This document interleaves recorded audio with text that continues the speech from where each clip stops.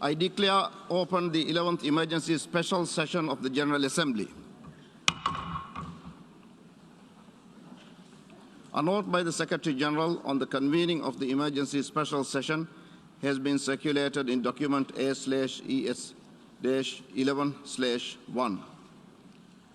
Before proceeding further, I would like to remind members of the following mitigation measures that are in place for this meeting. All delegates are required to wear a mask or a face covering at all times whilst in public space and in the General Assembly Hall except when directly addressing the meeting. And the size of a delegation for member states, observer states and the European Union should not exceed 4 persons, and for other observers, 1 person in this hall. Due to the temporary closure of the east side emergency doors, in the event of a fire or an emergency which requires an evacuation, please use the west side emergency doors and the stairway next to the elevator banks. Those in the 3rd and the 4th balconies, please use the stairway next to the elevator banks. I now invite representatives to stand and observe 1 minute of silent prayer or meditation.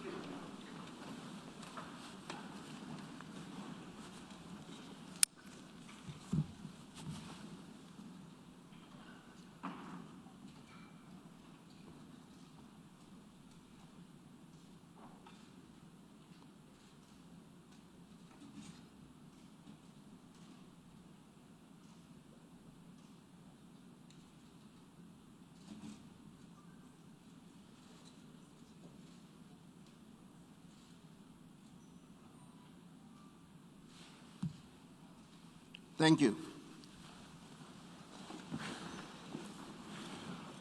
I should now like to draw the Assembly's attention to Rule 63, which states, notwithstanding the provisions of any other rule and unless the General Assembly decides otherwise, the Assembly, in case of an emergency special session, shall convene in plenary meeting only and proceed directly to consider the item proposed for consideration in the request for the holding of the session, without previous reference to the General Committee or to any other committee. The President and Vice Presidents for such emergency special sessions shall be, respectively, the Chairman of those delegations from which were elected the President and Vice Presidents of the previous session. I shall repeat the first part of that rule. Notwithstanding the provisions of any other rule and unless the General Assembly decides otherwise. If there is no objection, I shall take that the General Assembly will proceed accordingly. It is so decided.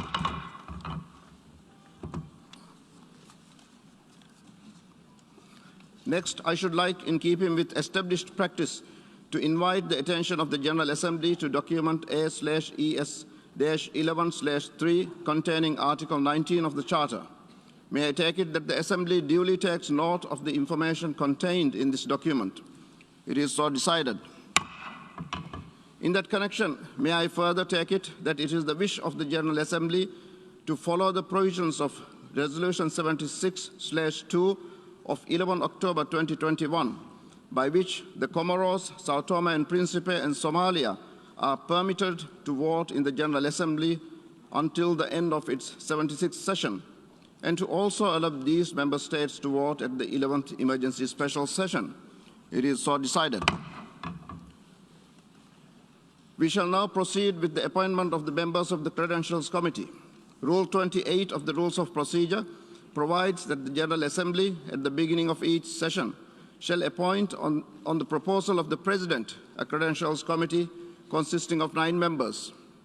In accordance with precedents, the Credentials Committee of the 11th Emergency Special Session should have the same membership as that of the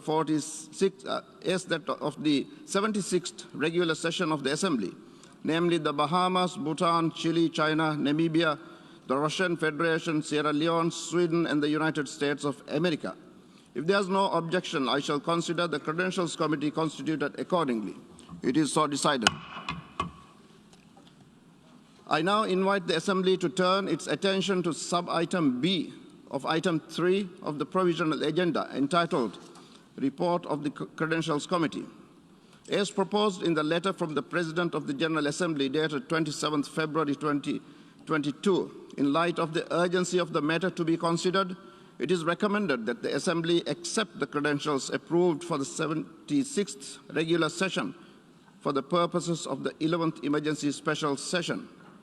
In this regard, I recall that the Credentials Committee of the 76th regular session accepted the credentials of the representatives of all member states at its meeting held on 1st December 2021, and the General Assembly approved the report of the Credentials Committee by its resolution 76/15 of 6th December 2021.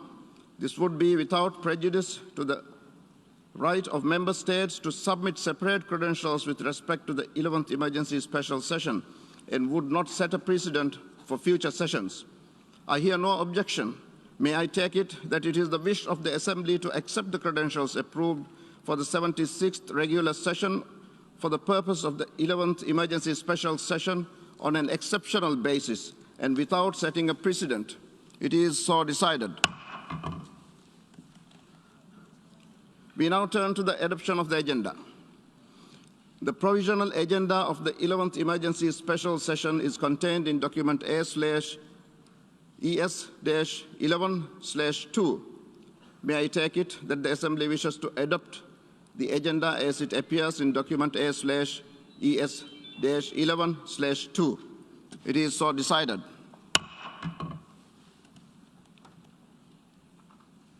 The Assembly will now consider Agenda Item 5, entitled Letter dated 28 February 2014 from the Permanent Representative of Ukraine to the United Nations, addressed to the President of the Security Council, document S/2014/136.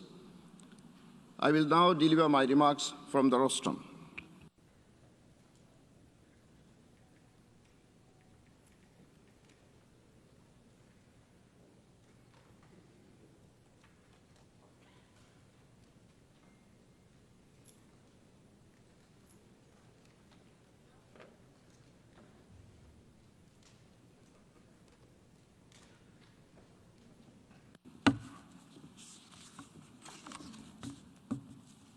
His Excellency Antonio Guterres, Secretary General of the United Nations, Excellencies, distinguished delegates. We are all gravely concerned about the fast deteriorating situation and ongoing military action in Ukraine. As I emphasized last week, the military offensive by the Russian Federation is a violation of the territorial integrity and sovereignty of Ukraine and is inconsistent with the Charter of the United Nations. Today, I renew my call for an immediate ceasefire, for all parties to exercise maximum restraint, and for a full return to diplomacy and dialogue. The convening of this 11th emergency special session of the General Assembly, rooted in the Charter and mandated in Resolution 377A5, entitled Uniting for Peace, is a new opportunity to ensure that the leadership of the United Nations is up to the expectation of the people we serve on matters related to peace and security. It is imperative that we act on behalf of the women, children, and men caught in the crossfire. It is imperative that we pursue all available channels to contain the situation, to de-escalate tension, and to seek peaceful resolution in accordance with international law and the principles of the United Nations Charter. I welcome the announcement by the Secretary General on Friday that 20 million from the Central Emergency Response Fund will be allocated to the humanitarian crisis in Ukraine. The humanitarian consequences on civilian population, in particular women, children, the elderly, and other vulnerable groups, will be devastating. The mass exodus of refugees, including foreign nationals, numbering over 500,000 from Ukraine to the eastern edge of the European Union, has showed no signs of stopping. Checkpoints at the borders of Poland, Hungary, Slovakia, Romania, and the non-EU members Moldova have turned into choke points. I encourage member states to support humanitarian initiatives as they become available. My dear friends, there are no winners in war, but countless lives are torn apart. To that effect, security and access for humanitarian efforts must be guaranteed. Excellencies, the United Nations Charter, drafted so soon after the Second World War, is based on the principle of sovereign equality. It outlines a world where member states settle their international disputes by peaceful means without the threat or use of force. The ongoing military offensive is inconsequent organization and everything it stands for. The violence must stop. Humanitarian law and international humanitarian law must be respected, and diplomacy and dialogue must prevail. Excellencies, my dear colleagues, in April 1946, the League of Nations dissolved, and in 26 years of the existence of an organization which ultimately had proven incapable of preventing the outbreak of the most destructive war in human history. It was the League's failure to provide a mechanism for the enforcement of the international collective security that exposed its most fatal flaws. The Right Honourable Viscount Robert Cecil, one of the original architects behind the League of Nations, in his final eulogy to the League said, "The League is dead. Long live the United Nations." We are now in the 76th year of the existence of the United Nations. Let us remind ourselves that we founded the United Nations to maintain international peace and security, and to that end, to take effective collective measures for the prevention and removal of threats to peace, and to bring about by peaceful means and in conformity with the principles of justice and international law, adjustments or settlements of international disputes or situations. Yesterday, a rare window of opportunity opened up for dialogue. As we convene here in the General Assembly, negotiators from both sides are holding talks in Belarus. This offers a ray of hope. We pray that these talks will calm down tempers and pave way to peace. Excellencies, dear colleagues, the General Assembly, with its 193 member states, represents the collective conscience of humanity. The strength of this assembly is rooted in its moral authority. Let us demonstrate that moral courage and use today's debate not to whip up rhetoric, not to whip up war rhetoric, but to give peace a chance. Let us ignite the fire of love, humanity, compassion, and hope. Guns are better off when knotted. Let peace prevail. I thank you.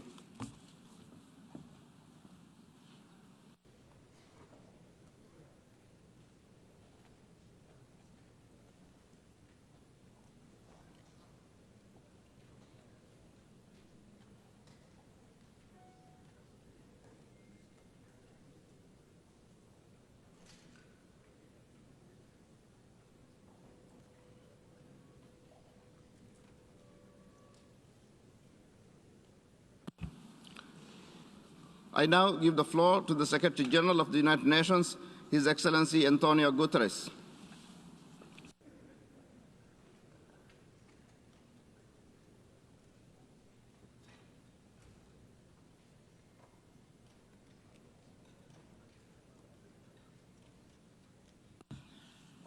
Mr. President of the General Assembly, Excellencies, the fighting in Ukraine must stop.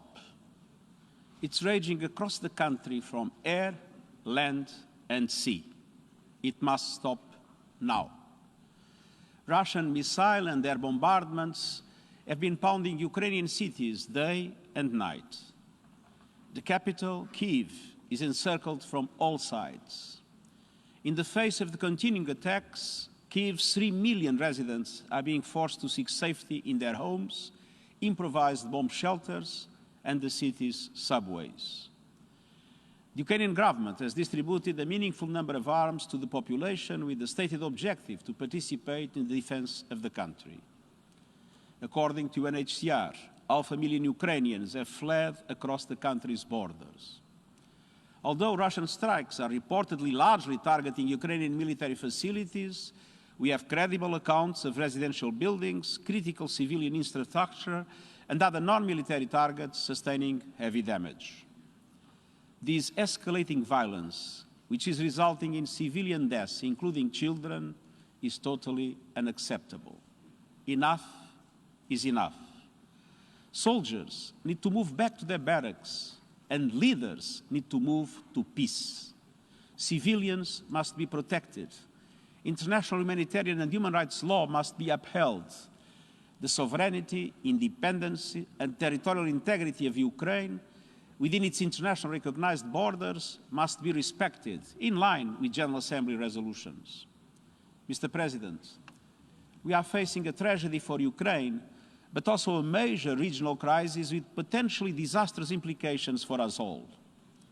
Yesterday, Russian nuclear forces were put on high alert. This is a chilling development. The mere idea of a nuclear conflict is simply inconceivable. Nothing can justify the use of nuclear weapons. Mr. President, we face what could easily become Europe's worst humanitarian and refugee crisis in decades, with the numbers of refugees and internally displaced multiplying by the minute. I am grateful for the compassion, generosity and solidarity of Ukraine's neighbors who are taking in those seeking safety. It is important that this solidarity is extended without any discrimination based on race, religion or ethnicity. The neighboring countries will need all our support in the days and weeks to come. The United Nations will continue to assist with these efforts. Mr. President, on Saturday, I spoke with President Zelensky and assured him that the United Nations would not abandon the Ukrainian people and conveyed our determination to enhance humanitarian assistance. Even before the events of the past week, the UN was providing some 3 million people on both sides of the contact line with humanitarian assistance. The United Nations is now working 24/7 to access humanitarian needs and scale up the delivery of life-saving support to many more people desperate for protection and shelter, particularly women and children, elderly people, and those with disabilities. We are fully committed to staying and delivering for everyone affected by this deadly conflict across the country. Some of our personnel are expanding existing programs, and others are preparing new operations to get help to those who need it fast. I want to highlight 3 concrete actions. First, I've allocated $20 million from the Central Emergency Response Fund to support emergency operations along the contact line in the eastern oblasts of Donetsk and Luhansk and in other parts of the country. These will allow us to help more vulnerable people get the basics, shelter, food, water, and health care as soon as possible. Second, I've appointed Amin Awad as the UN Crisis Coordinator for Ukraine. He will liaise with the government and with all relevant actors on the ground, supported by the resident and humanitarian coordinator and the UN country team. At the same time, we are bringing together partners in and outside the country and surging personnel into the country. Third, tomorrow we will launch 2 coordinated emergency appeals for Ukraine and the region. One that addresses escalating humanitarian needs inside the country, including rising internal displacement, and another that responds to the needs of people crossing international borders to seek refuge in countries neighboring Ukraine. As we ramp up our efforts, it is essential that the safety and security of UN and associated personnel in Ukraine are protected in accordance with international law, and that humanitarian access to vulnerable people and communities is guaranteed. I call on all sides to uphold their obligations to allow freedom of movement of humanitarian personnel and to facilitate safe, rapid, and unimpeded passage of humanitarian relief. I also urge the international community to mobilize in support of our funding appeals to address the needs of all those displaced by this crisis, as well as other vulnerable groups whose numbers will only grow as the fighting escalates. Mr. President, humanitarian aid is vital, but it is not a solution. It is simply treating the worst impacts of the conflict. The only true solution is peace. The attack on Ukraine challenges international law and the multilateral system rooted in the UN Charter. Some of the possible consequences of a worsening conflict are terrifying to contemplate. regional tensions are rising, the latest security measures underline the high stakes for all. The economic repercussions of the crisis will have widespread impact, and I count on every member state to live up to the principles of the Charter. Mr. President, the guns are talking now, but the path of dialogue must always remain open. It's never too late to engage in good faith negotiations and to address all issues peacefully. I hope that the direct talks now taking place between Ukrainian and Russian delegations will produce not only an immediate halt to the fighting, but also a path towards a diplomatic solution. I welcome and encourage all peaceful efforts to end the bloodshed and halt this conflict. I thank the countries who have offered to host and facilitate negotiations. The United Nations is ready to support such efforts. Mr. President, war is not the answer. It is death, human suffering, senseless destruction, and an immense distraction from the real challenges facing humanity. The climate crisis and biodiversity loss, vitally needed socio-economic recovery from the pandemic, healing the divides of race and gender, and so many other pressing 21st century challenges. Humanity cannot afford to be locked in a mindset that dredges up the worst of past centuries. We need to look forward as United Nations to overcome the scourge of war. We need to focus on solving problems, not making them worse. In cities around the world, people are taking to the streets and demanding an end to war. People in Ukraine want and need peace, and I believe people in the Russian Federation do too. We need peace now. Thank you.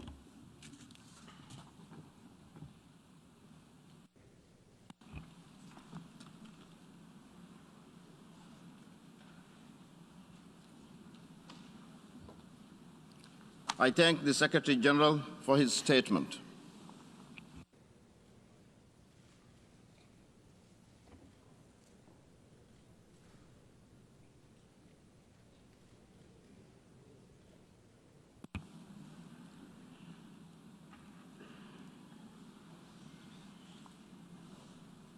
I now give the floor to the distinguished representative of Ukraine.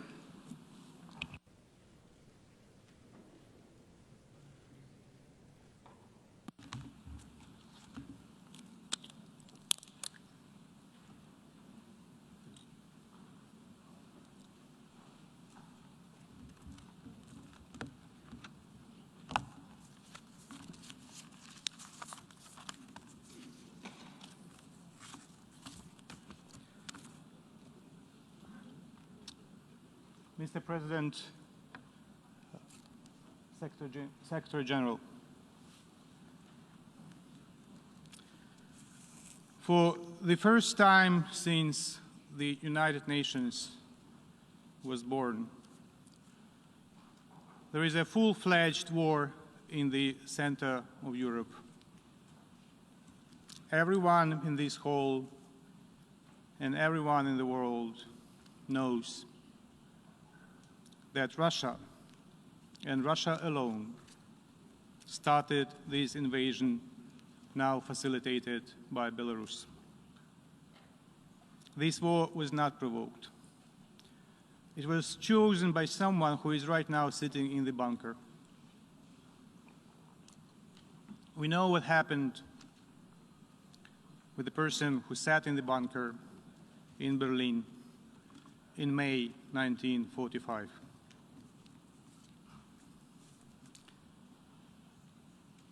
Before I continue with my formal statement, I would like to switch to Russian and invite you to put on the headphones, because I would like to read from the screenshot of the smartphone of a killed Russian soldier. That's an actual screenshot from someone who is dead already. Лёш, ты как? Почему так долго не отвечаешь? Вы точно на учениях? спрашивает мать убитого солдата за моменты перед тем, как он был убит. «Мама, я уже не в Крыму, не на учениях. А где?» Папа спрашивает, можно ли тебе послать посылку. «Да какую посылку, мам? Что ты говоришь такое? Что случилось?» «Мама, я на Украине. Тут настоящая война. Мне страшно. Мы бьем по всем городам. Подряд. Даже по мирным жителям. Нам сказали, что они нас будут приветствовать. А они кидаются под нашу технику и не дают проехать. Называют нас фашистами. Мама, мне очень тяжело. In several moments he was killed. Imagine, if you want to just visualize the magnitude of the tragedy, you have to imagine next to you, next to every nameplate of every single country in this General Assembly, more than 30 souls of killed Russian soldiers already. Next to every name of every single country in this assembly, 30 plus killed Russian soldiers. Hundreds of killed Ukrainians, dozens of killed children. And it goes on and on and on.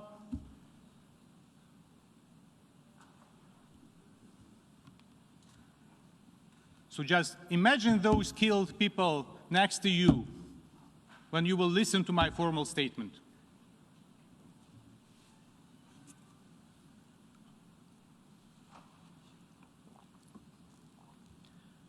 Big militarized powers seeking for geopolitical greatness has launched a full-fledged military offensive against a smaller neighbor aimed at invading the country.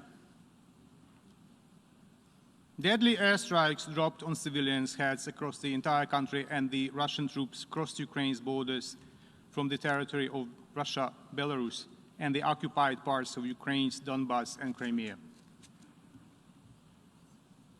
Does it remind you of something, doesn't it? Indeed. Very clear parallels could be drawn with the beginning of the Second World War, too.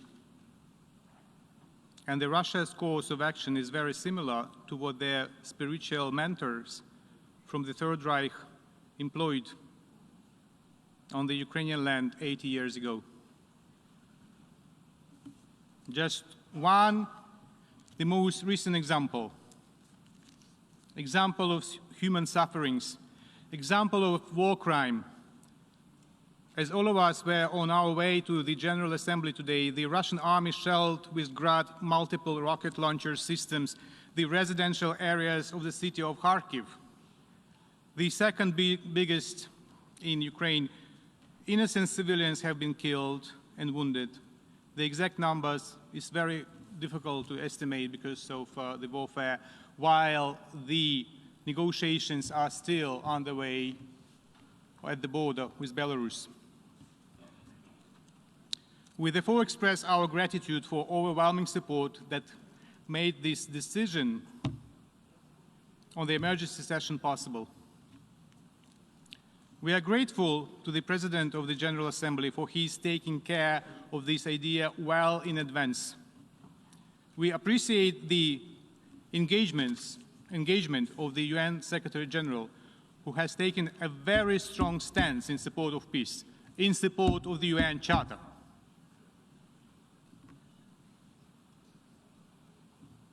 We have been prompted to call for an emergency special session, as the level of the threat to the global security has been equated to that of the Second World War, or even higher, following Putin's order to put and alert Russian nuclear forces. What a madness. If he wants to kill himself, he doesn't need to use nuclear arsenal. He has to do what the guy in Berlin did in a bunker in May 1945. The Security Council addressed the issue of the Russian war against Ukraine, and the decision was not adopted due to the obvious reason. The country attempting to occupy Ukraine since 2014 has occupied the seat of the Council permanent member since 1991. Therefore, we do not accept the Russian logic that the Security Council was unable to act due to one-sided and unbalanced approach. The only guilty party is the Russian Federation.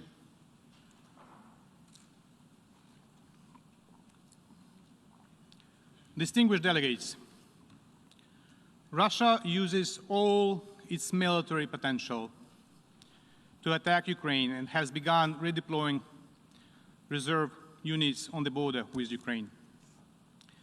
It fires cruise and ballistic missiles at cities, attacks with aviation, tanks and artillery, sends subversion and reconnaissance groups which mark residential buildings in preparation for the air attacks.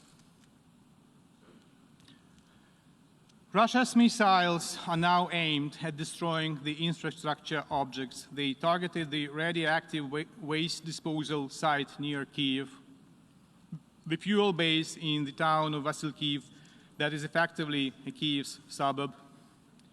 The objects of logistic infrastructure, including bridges, airports, and water reservoirs, remain among the targets.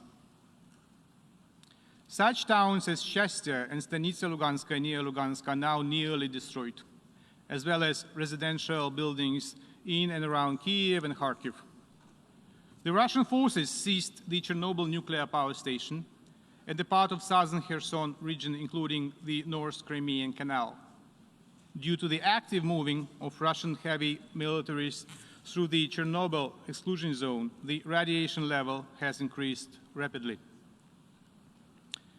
In the Black Sea, Russian warships deliberately attacked two civil vessels under the flags of Panama and Moldova, approaching Ukraine. This constitutes a flagrant violation of the international law of the sea. Incredibly, one of the vessels had the Russian crew. Still, it was attacked by the Russians. Russians keep attacking kindergartens and orphanages, thus committing war crimes and violating the Rome Statute. Hospitals and mobile medical aid brigades are also targeted by the Russian shelling and the sabotage groups working in Ukraine's cities and towns. The Russian military fired on ambulance crews in the areas of Zaporizhia and Kyiv. In Akhtirka district of Sumy region, Russian tanks shot down a bus with civilians. Later, the Russian military did not allow ambulances on the spot. As of today, 352 people, including 16 children, were killed on the Ukrainian side, and 2,040 Ukrainians, including 45 children, wounded during the first 5 days of the Russian invasion. And this number is growing non-stop. I have already told about the morning shellings in Kharkiv, and we cannot really estimate at this moment how many were killed. In response, Ukraine has activated its right for self-defense according to the Article 51 of the UN Charter. The Russian troops are suffering losses: aircrafts, helicopters, tanks, trucks, personnel. The aggressor forces have already lost more than 5,000 in manpower during the first days of aggression. Excellencies, The General Assembly should be vocal in demanding from the Russian Federation to stop its offensive against Ukraine. In recognizing Russian actions as an act of aggression against a sovereign and independent state, in demanding from Russia to immediately, completely, and unconditionally withdraw its forces from the territory of Ukraine within its internationally recognized borders, in demanding from the Russian Federation to reverse the decision related to the status of certain areas of Donetsk and Lugansk regions of Ukraine, in demanding full compliance with the provisions of international humanitarian law.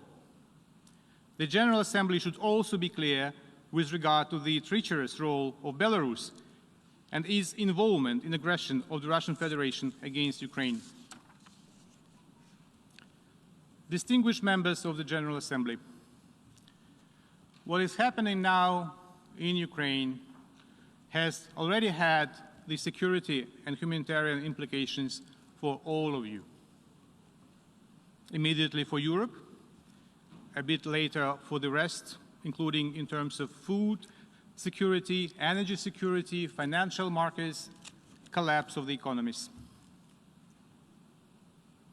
Last September, my president said, while delivering his statement at the high-level segment of the 76th session of the General Assembly, and I quote, "I understand that criticism of the UN is often heard, but we criticize ourselves," end of quote. If we fail to respond now, we will face much more than criticism. We will face oblivion. It must not happen.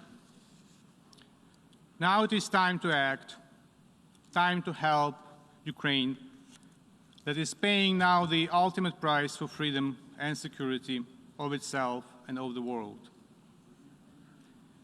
If Ukraine does not survive, international peace will not survive. If Ukraine does not survive, the United Nations will not survive. Have no illusions.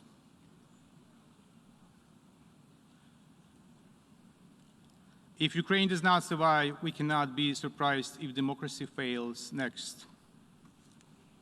Now we can save Ukraine, save the United Nations, save democracy, and defend the values we believe in and that Ukrainians are fighting for and paying with their lives. The Russian delegate will speak shortly. Putin has done everything to delegitimize the Russian presence in the United Nations. But I wonder if the Russian presence in the United Nations has ever been legitimate. I wonder if ever this assembly voted in accordance with paragraph 2 of Article 4 on admission of the Russian Federation to the United Nations, either in December 1991 or in January 1992, or wherever thereafter. I want to ask the delegates whose countries voted for admission of the Russian delegation to the United Nations to raise their hand, to confirm that Russia was admitted to the United Nations according to the Charter.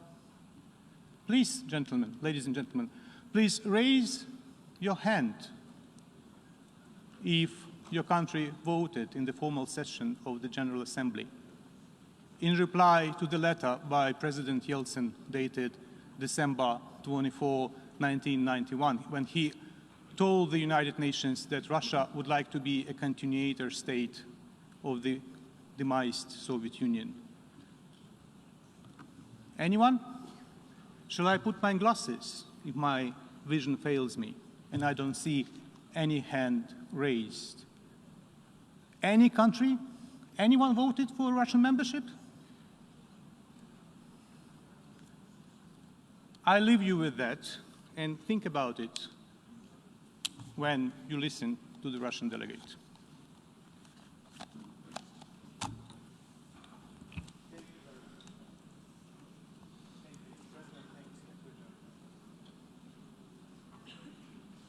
I thank the distinguished representative of Ukraine.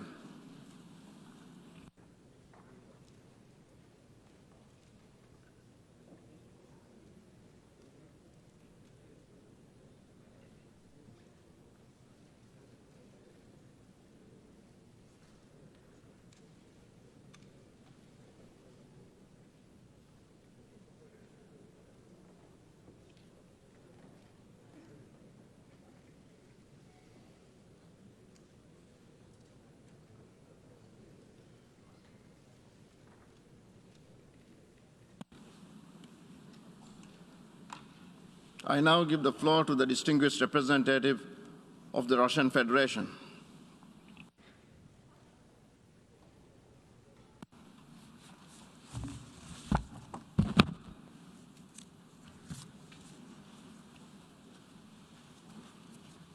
Господин председатель, господин генеральный секретарь, уважаемые коллеги, в последние дни украинский сюжет доминирует в информационном поле и занимает центральное место в Совете Безопасности ООН и теперь и на Генассамблее. При этом действия России перевираются и передергиваются, обрастают огромным количеством самых невероятных небылиц и фейков с задействованием СМИ и соцсетей.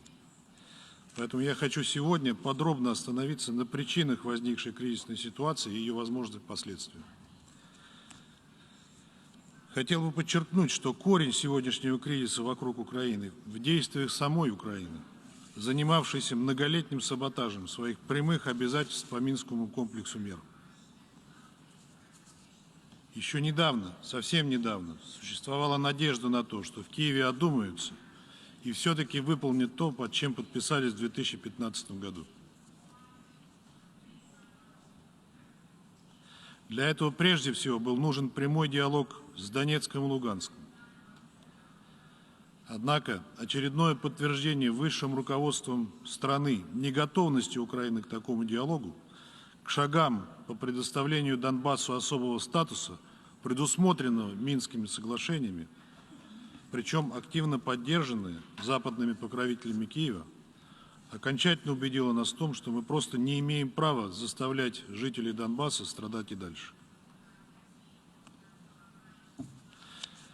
Поскольку украинские провокации против донбассцев в феврале не только не прекратились, но и интенсифицировались, руководство ЛНР и ДНР обратилось к нам с просьбой оказать военную поддержку в соответствии с двусторонними договорами о сотрудничестве, заключенными одновременно с их признанием, что стало логичным шагом, являющимся следствием непрекращающихся агрессивных действий украинского режима.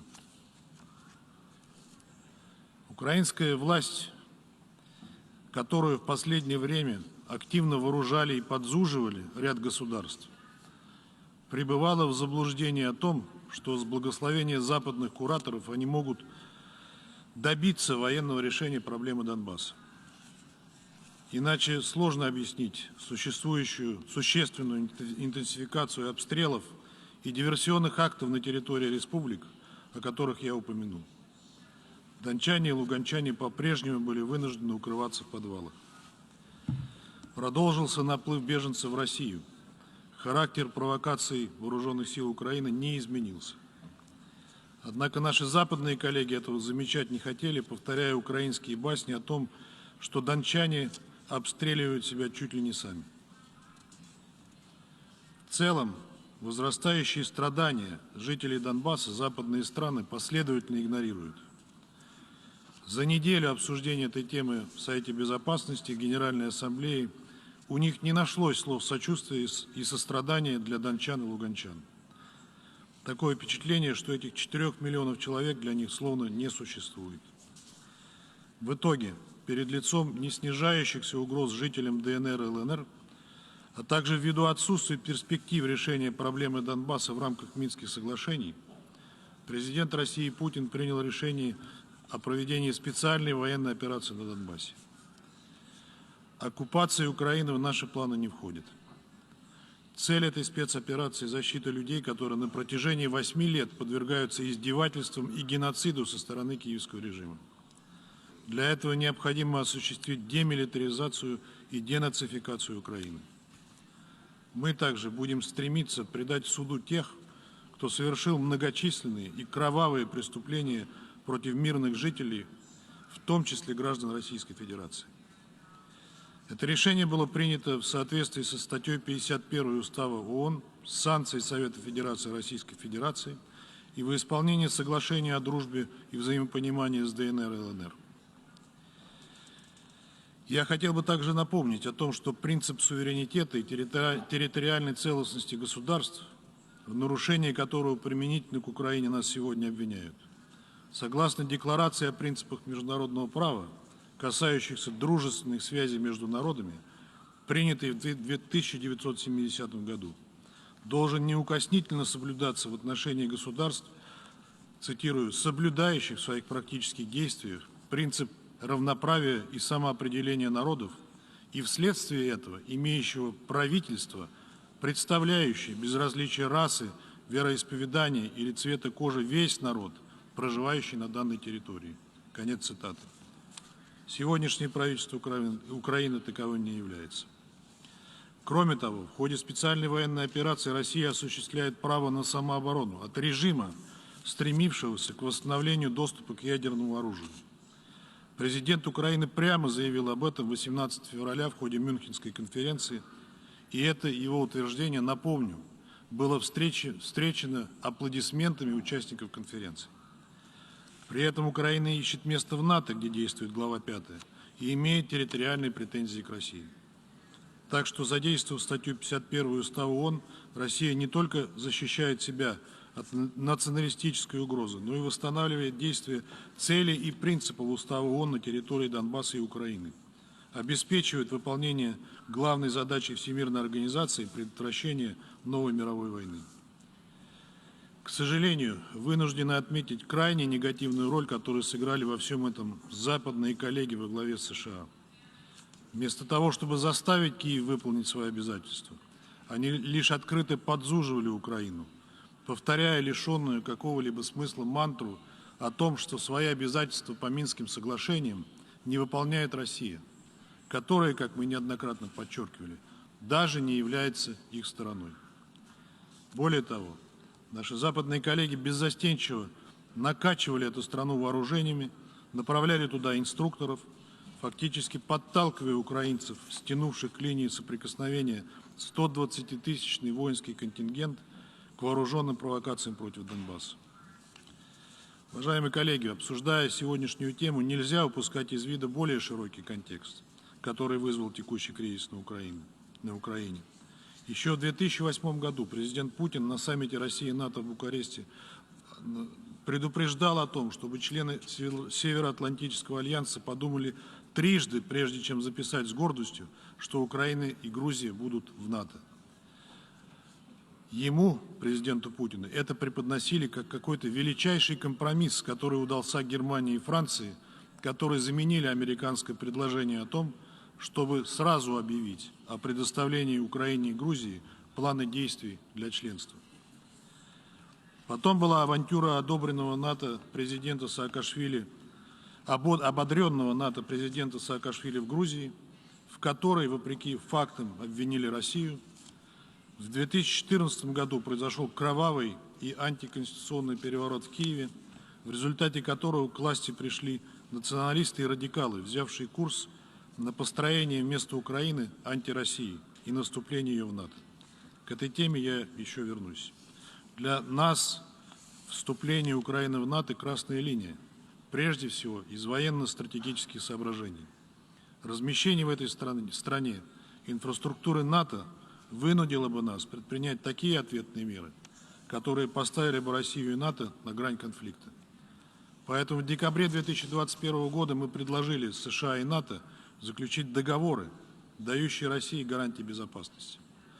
Однако наша протянутая рука американцами и натовцами была высокомерно отвергнута. Нам предложили обсудить важные, но второстепенные вопросы, не снимающие нашей озабоченности. Кроме того, нам отказались ответить на вопрос о том, как декларируемая в документах ОБСЕ свобода выбора альянсов сочетается с принципами неделимости безопасности. Уважаемые коллеги, наверняка у многих из вас возникает вопрос, что же делать сейчас и какова может быть роль ООН в урегулировании украинского кризиса. Убеждены, что ООН может и должна сыграть свою роль, помочь сблизить позиции различных игроков, устранить причины для конфронтации. Ключевую роль здесь, согласно уставу, должен сыграть Совет Безопасности ООН. Однако попыток спокойно обсудить этот сюжет наши партнеры даже не предпринимают. Именно поэтому Российская Федерация 25 февраля проголосовала против антироссийского и антиукраинского проекта резолюции Совета Безопасности. Почему антироссийского, думаю, объяснять не надо, достаточно хотя бы на него взглянуть. Почему антиукраинского? Потому что этот документ, вне всякого сомнения, противоречит коренным интересам украинского народа, поскольку пытается спасти и закрепить на Украине ту систему власти, которая подвела эту страну к трагедии, длящейся вот уже минимум 8 лет. Главная причина нашего негативного голосования – это не то, что было в проекте, а то, чего там не было. Если бы его авторы попытались придать ему хотя бы отдаленно напоминающий сбалансированному документу вид, они не оставили бы за скобками вопросы, о которых нельзя забывать в контексте украинской проблемы. В частности, за скобками осталось то, как пришедшая к власти в результате неконституционного госпереворота в Киеве в феврале 2014 года майданная хунта развязала войну против жителей востока страны, обстреливая мирные кварталы из пушек и систем залпового огня и сбрасывая на дончан и луганчан бомбы. Осталось за скобками то, как украинская власть при попустительстве своих западных покровителей последовательно и цинично уходила от выполнения минских договоренностей. При этом размещенные на линии соприкосновения украинские каратели, прежде всего из радикальных и неонацистских батальонов, методично, день за днем, обстреливали жилые районы ДНР и ЛНР, убивая женщин, детей и стариков. Это продолжается и сегодня. А как можно не упомянуть про леденящую кровь преступления укронацистов за эти 8 лет? Про заживо сгоревших протестующих против Майдана в Одессе? Про расстрел мирных протестующих на самом Майдане неизвестными снайперами? Расследование обеих этих трагедий майданный режим целенаправленно заматывал. При этом виновные в одесской трагедии известны и особо не скрываются. А альтернативные расследования и признание самих снайперов недвусмысленно подтверждают, что бойня на площади Независимости была провокацией лидеров Майдана. Мы специально провели в прошлом году неформальное заседание Совета Безопасности по формуле Аррия по обоим этим сюжетам, чтобы дать коллегам по Совету больше информации на этот счет. Однако в ответ в лучшем случае услышали от западных партнеров лишь штампованные клише о российской пропаганде. Какой текст резолюции по украинской теме может быть без упомянутых мною сюжетов? Необходимо было бы включить в проект и честную оценку роли в раздувании украинского кризиса наших западных коллег, которые не только стояли за майданным переворотом, но и фактически выдали Киеву карт-бланш на любые действия и шаги, немыслимые для любого цивилизованного государства.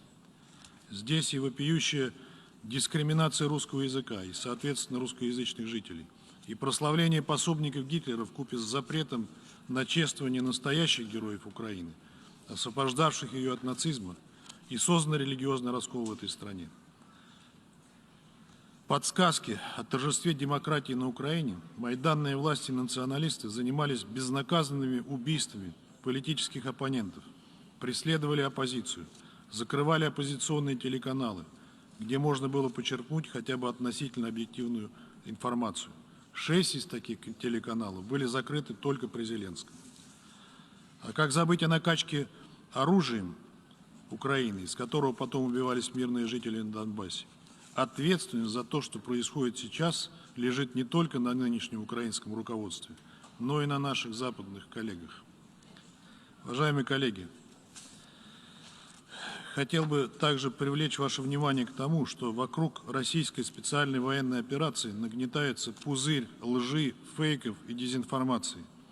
В частности, именно разрушенные вооруженными силами Украины и националистами дома на Донбассе западные СМИ сейчас чаще всего беззастенчиво выдают за последствия нашей военной операции на Украине. Мы постоянно слышим вранье и фейки о неизбирательной бомбардировке украинских городов, больниц, школ и детских садов. Российская армия не угрожает мирным жителям Украины, не обстреливает мирные объекты. В городах, которые перешли под контроль российских вооруженных сил, и эти города живут в обычном режиме. Там функционируют объекты жизнеобеспечения, работает транспорт, и совместно с местной администрацией поддерживает порядок. Это же касается и Чернобыльской атомной электростанции, которые совместно патрулируются российскими вооруженными силами и специальной полицией, украинской полицией, которая там находится. Чернобыльская АЭС также функционирует в нормальном режиме. Угрозу сейчас для жителей Украины представляют украинские националисты, фактически взявшие в заложники жителей Украины и прикрывающиеся ими как живым щитом. Есть множество свидетельств, распространяемых простыми украинцами, о том, что националисты, невзирая на их протесты, размещают тяжелую технику и системы залпового огня в жилых кварталах. Это вопиющее нарушение международного гуманитарного права, которое должно получить должное осуждение. По сути, это та же тактика, которую применяют террористы ИГИЛ. Вся ответственность за возможные последствия лежит на майданном режиме. Жителям Украины угрожает также бесконтрольная раздача радикалами и властью всем желающим, включая специально выпущенным из тюрем преступникам, оружие, которое уже стреляет в руках грабителей и мародеров. В соцсетях достаточно подтверждению и этому от жителей Киева и других городов. Это демонстрирует бездумное отношение украинской власти к своим женщинам. Мы получили только что письмо от Украинской правозащитной общественной организации Институт правовой политики и социальной защиты имени Ирины Бережной, которая на протяжении 8 лет информирует международные структуры о том, как зарождался и прочно укрепился неонацизм на Украине и как он поддерживался и поддерживается на государственном уровне. Краткая цитата. Сегодня апогей беспредела неонацистов в Украине. По распоряжению власти из тюрем выпустили осужденных, совершивших тяжкие преступления, убийства, грабежи, насилие. Только в Киеве всем желающим, без каких-либо документов, раздали 25 тысяч автоматов. Начались убийства, грабежи, мародерство. Так называемые представители территориальной обороны Киева вчера цинично расстреляли машину семьи Кудрина с 3 детьми. Родители и одна девочка скончались сразу. Двое детей в больнице в тяжелом состоянии. Бывший исполняющий обязанности президента после неконституционного перехода власти в феврале 2014 года Турчинов призвал всех неравнодушных граждан резать русню, то есть убивать русских по всей территории страны. Это при том, что последняя перепись на Украине 2019 года установила, что в Украине проживает 16, практически 17% русских, на самом деле гораздо больше. Сейчас против России в соцсетях развязана информационная война, поскольку свидетельств разрушений гражданской инфраструктуры российскими военными нет. За таковые выдаются украинские удары и ошибочные попадания, а также кадры и видеоролики из Донбасса, фиксирующие как раз преступления украинских националистов. Кроме того, в соцсетях размещены целые обучающие пособия о том, как снять фейки, порочащие нашу военную операцию.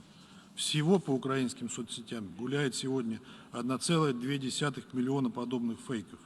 И то, что сегодня зачитывал украинский паспред о переписке матери со своим сыном военнослужащим, родилось также из недр тех же самых соцсетей. Об этом достоверно известно. Мы вчера также не поддержали проект бюджет из Совета Безопасности, свою основную ответственность по поддержанию международного мира и безопасности. При этом не было даже намека на попытку найти конструктивное решение в Совете. Попытка обойти позицию России, проигнорировать ее, противоречит самой основе Устава ООН. Надо не продавливать подобные схемы, а пытаться искать точки соприкосновения, как бы этого ни пытались избежать наши западные партнеры. В том числе, когда они проигнорировали наши легитимные озабоченности в связи с политикой НАТО и нарушением западными странами базовых принципов ОБСЕ о неделимости безопасности. В заключение, господин председатель, я хочу сказать, что Россия не начинала военные действия. Эти военные действия начала Украина против собственных жителей Донбасса и против всех несогласных с военной властью. Россия эту войну завершает. Благодарю вас.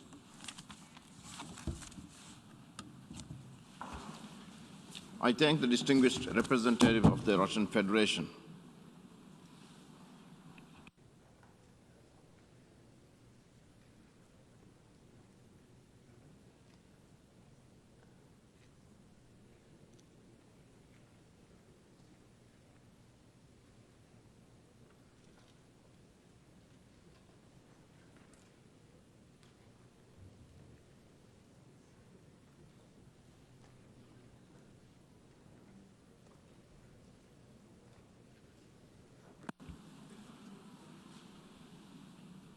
I now give the floor to the distinguished representative of the European Union.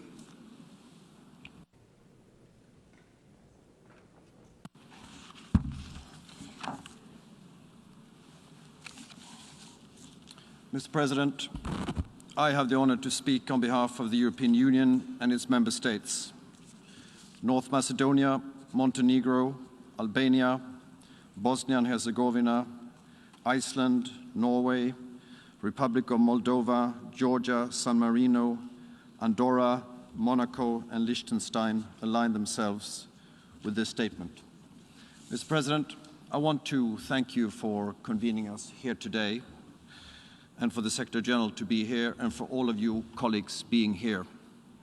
It's very important that the facts are heard and fully understood, and that this body is able to take the appropriate decisions after the fact that the Security Council, thanks to the veto by one country alone, stopped the Council from taking that decision.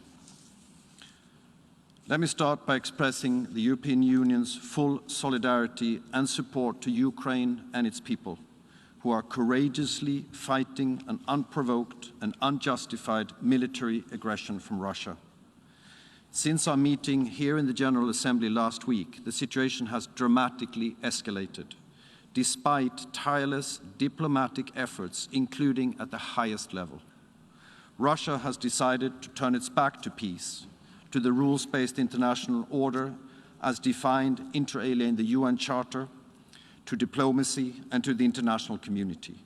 Russia's military attack against Ukraine has already caused an alarming number of deaths, injured, internally displaced and refugees. We condemn in the strongest possible terms the unprovoked invasion of Ukraine by armed forces of the Russian Federation in violation of Ukraine's independence, sovereignty and territorial integrity.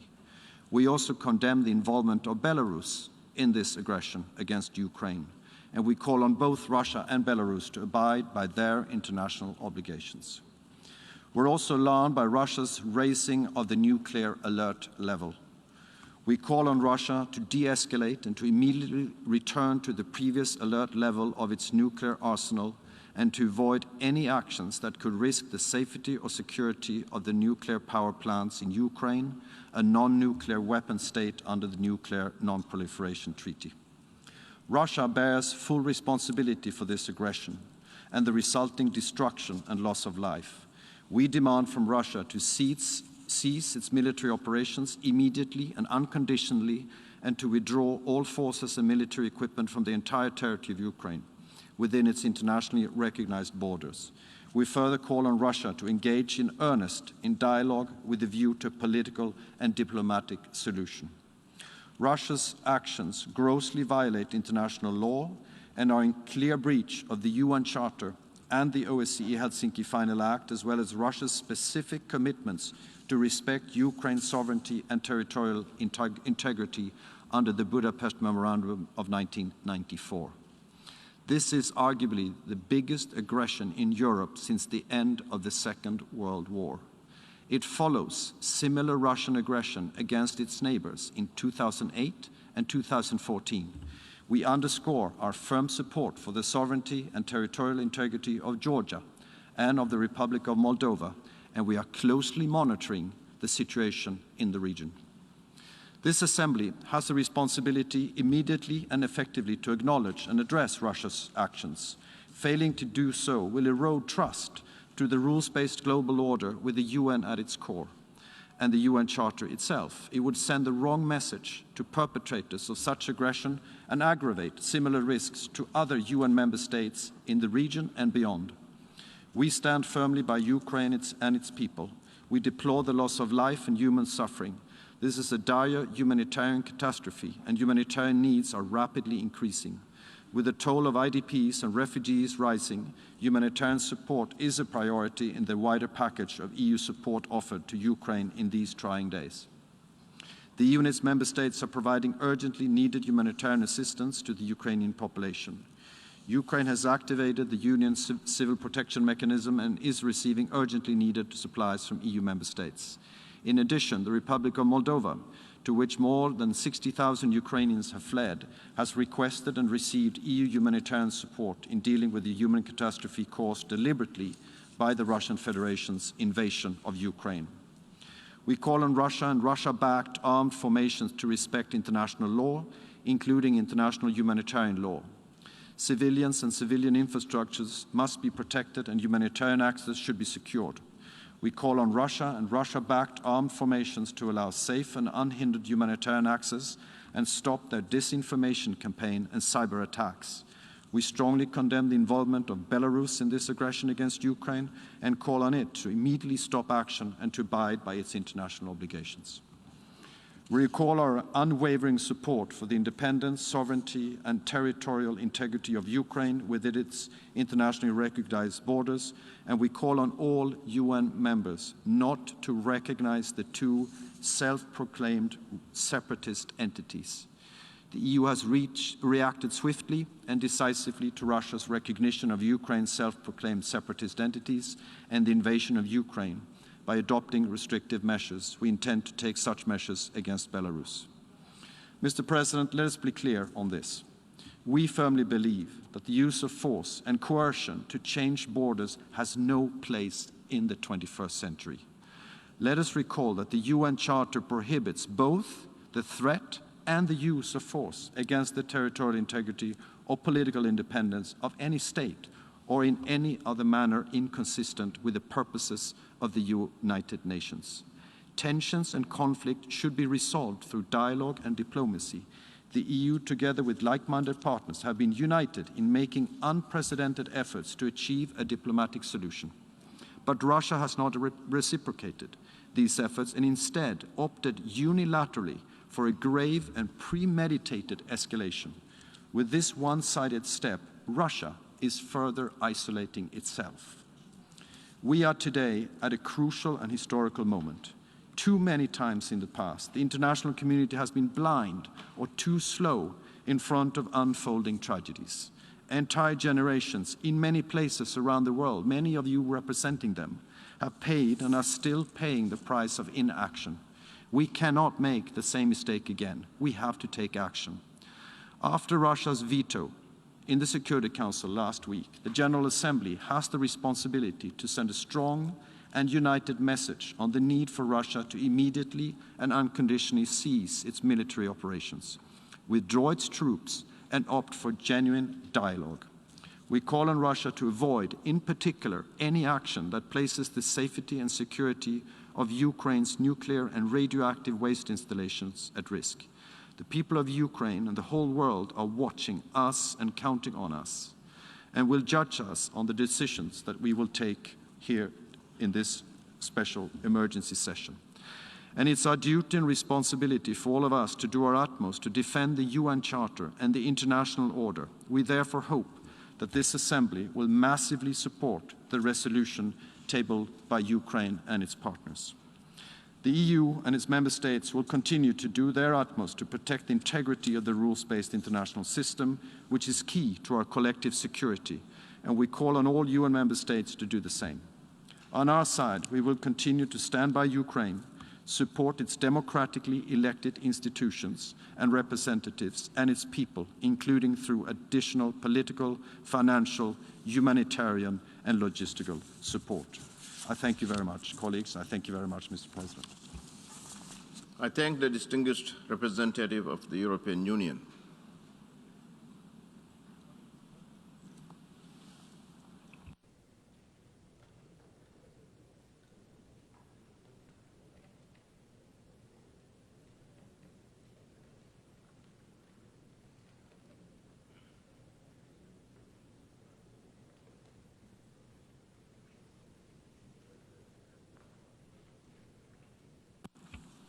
I now give the floor to the distinguished representative of Denmark on behalf of the Nordic Baltic countries.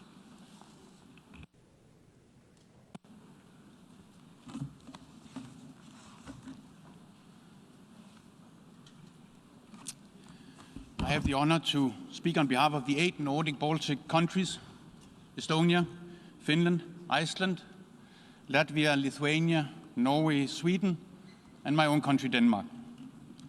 Mr. President, on the night of 24th February, the Russian leadership decided to attack Ukraine. And let me be clear, we condemn in the strongest terms possible the invasion of Ukraine by the Russian Federation. People around the world are watching with horror the tragedy unfolding in Ukraine. A member state of this organization, a member of this community of nations. We are struck with a profound sense of injustice and a profound sympathy with the Ukrainian people who are fighting for their country, their cities, their homes, their families, their lives, their freedom and their future. The Russian leadership's aggression and brutal armed attack is in clear violation of Ukraine's sovereignty and territorial integrity within its international recognized borders. The Russian leadership's actions gravely violate international law and the principles of the UN Charter. They are an attack on this organization, and this cannot stand. Last week, the Russian leadership decided it will erase Ukraine's right to determine its own future. This cannot stand. Mr. President, Russia counted on the world to remain silent, but we are acting. And on this day, and until peace prevails and every Ukrainian can safely return to their homes, we stand with Ukraine. The devastating consequences of this aggression, not only for Europe but globally, cannot be overstated. Russian aggression against Ukraine will have global and long-term negative consequences, challenging the rules-based international order if we let it go unanswered. In the time ahead, we fear increased suffering, with potentially large number of casualties and extensive destruction of civilian infrastructure. We see fighting unfolding in and around urban areas, and we are deeply concerned about the long-term cumulative and protracted harm to the civilian population. Mr. President, we will continue to look at every single instrument in our toolbox as a matter of urgency. Sanctions have already been enacted to cripple Putin's ability to finance his war machine. And likewise, the role of the Lukashenko regime in Belarus in enabling the attack on Ukraine also demands a firm response. Nordic Baltic countries have been delivering financial, humanitarian and military assistance to the people of Ukraine. And many of our partners and friends around the globe have joined us. Every nation must look at how to further support Ukraine. Mr. President, during the days we have watched with horror broadcasted images of families separated, children sheltering in the safety of the Kiev subway system, kindergartens destroyed by Russian ordnances, and the ruins of bombarded residential buildings in the center of the capital of Ukraine.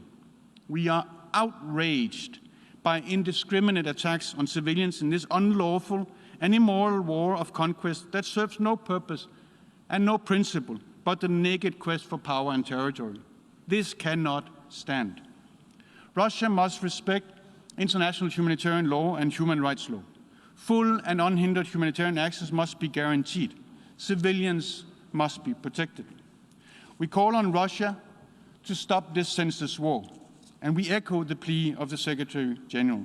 We demand an immediate ceasefire, and we urge Russia to withdraw all its forces from Ukraine and return genuinely to the path of dialogue and negotiation.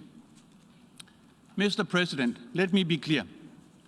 Every civilian death, every war crime will be recorded, and we will ensure that the perpetrators of these heinous crimes are held accountable and brought to justice. History has its eyes on us. Every legal avenue available will be used to hold the aggressor to account.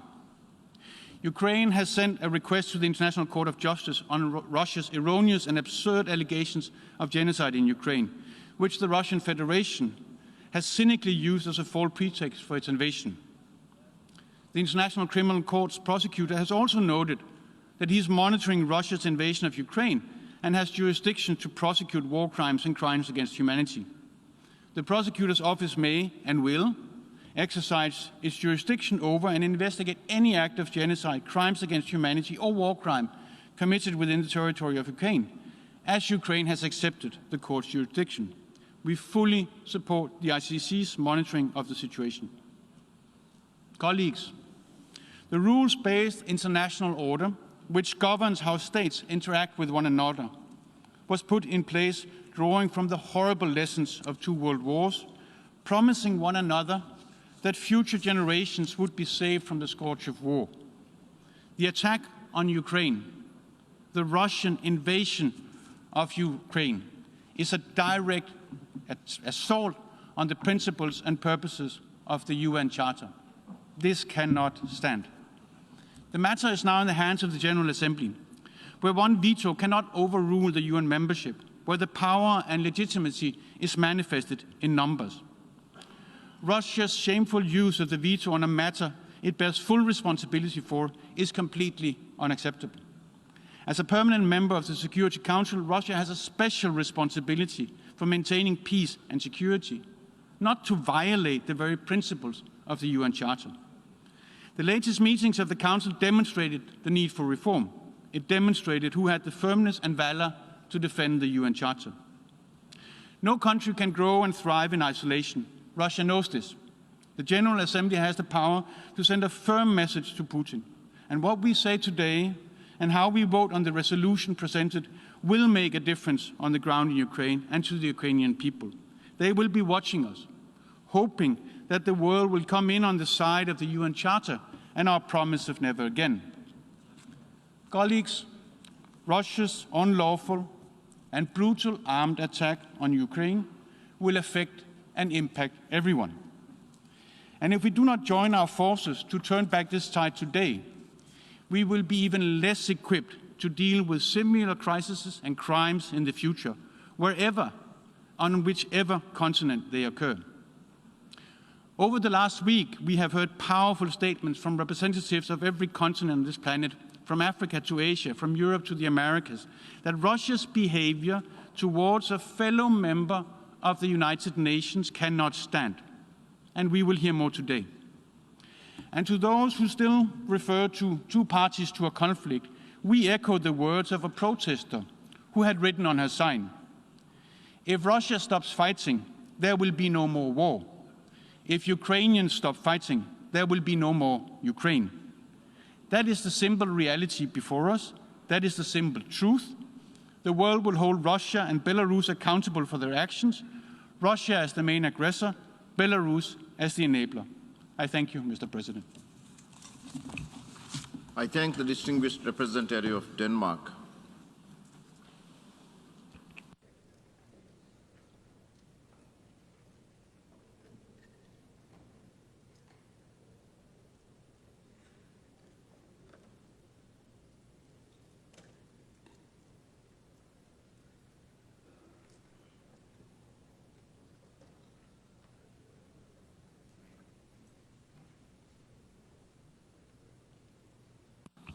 I now give the floor to the distinguished representative of France.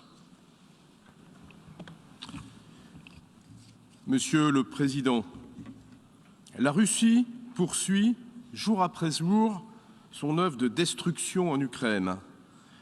À ces actes brutaux et criminels s'ajoute une rhétorique dangereuse qui alimente davantage les tensions.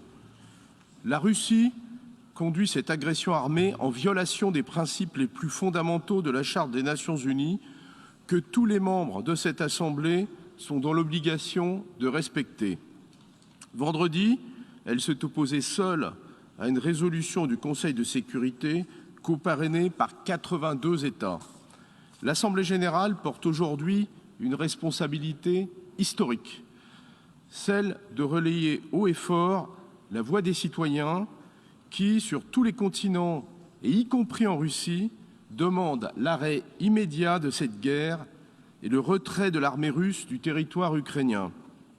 La France soutient les efforts en cours au sein de cette Assemblée pour préparer une résolution demandant à la Russie de mettre un terme à l'agression et de respecter la souveraineté et l'intégrité territoriale de l'Ukraine. Elle appelle tous les États membres de cette Assemblée à voter pour ce texte. Au-delà de l'Ukraine, il s'agit de défendre la charte et la raison d'être des Nations Unies. Soyons clairs, face à l'agression armée contre un peuple, face aux victimes civiles, chaque jour plus nombreuses, face au flot de ceux contraints de tout quitter pour chercher un refuge, nul ne peut détourner le regard. L'abstention n'est pas une option. S'abstenir, c'est consentir à la loi du plus fort. Nous appelons tous les États membres à voter pour la primauté du droit sur la force. Monsieur le Président, la saisine de cette Assemblée en session extraordinaire d'urgence ne signifie pas que le Conseil de sécurité renonce à exercer ses responsabilités. Il se réunira cet après-midi sur la situation humanitaire en Ukraine. La France y portera, avec le Mexique, un projet de résolution afin de garantir la protection des civils et un accès humanitaire sûr et sans entrave pour répondre aux besoins urgents de la population ukrainienne. La France et ses partenaires de l'Union européenne se tiennent fermement aux côtés du peuple ukrainien. L'Union européenne a déjà annoncé 90 millions d'euros d'aide humanitaire. La France prendra également sa part. Avec ses partenaires, la France est mobilisée pour que la réponse internationale soit à la hauteur de l'agression commise par la Russie. L'Union européenne, dont la France assume la présidence ce semestre, a notamment adopté des mesures visant à bloquer l'accès de la Banque centrale russe à ses réserves. Elle a également annoncé le financement de matériel de défense au profit de l'Ukraine. Monsieur le Président, la France salue le courage dont fait preuve le peuple d'Ukraine. Nous appelons cette Assemblée à lui exprimer sans tarder son soutien par l'adoption d'une résolution. Je vous remercie. I thank the distinguished representative of France.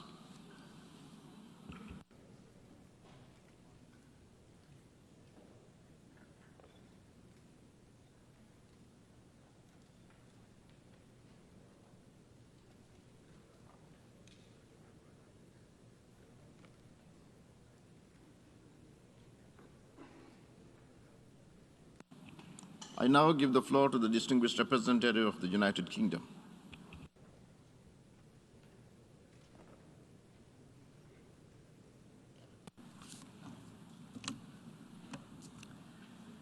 Mr. Secretary-General, Mr. President, colleagues. On Friday, 81 member states supported a resolution in the Security Council to stop the war in Ukraine. Russia was completely isolated in opposing that resolution. Today, we gather in the General Assembly to stand against Russia's illegal attack on Ukraine and its assault on the principles of the UN Charter. the facts are clear. Russia has invaded Ukraine without provocation and without justification. Russia has rained missiles and rockets down on Kyiv, Kharkiv, Odessa, and other cities. The brave men and women of Ukraine are enduring the barrage and have held their cities from Russian invaders. They are fighting for their country, for their continued future as a free and independent nation. But the humanitarian consequences are already immense. We hear of babies born in air raid shelters, children with bomb craters in their kindergartens, and today, news of the shelling of residential areas in Kharkiv. These are indiscriminate attacks on Ukrainian civilians. 7 million Ukrainians are displaced. In short, the scourge of war that our United Nations was created to prevent has been unleashed by Russia on Ukraine.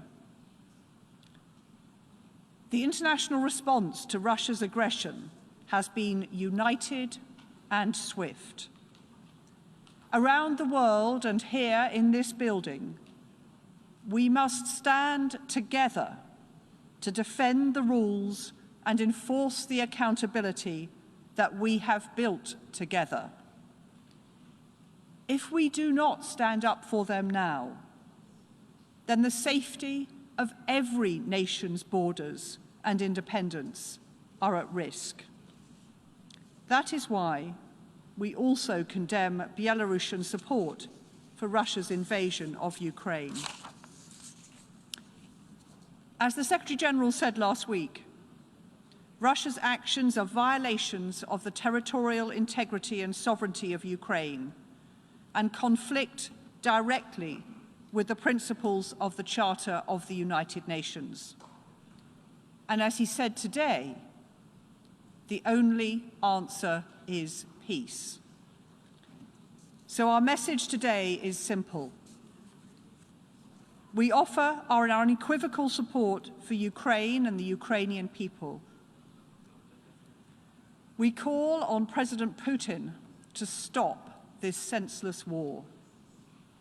And we urge all fellow members of the United Nations to speak up for Ukraine and to defend the Charter. Slava Ukraini!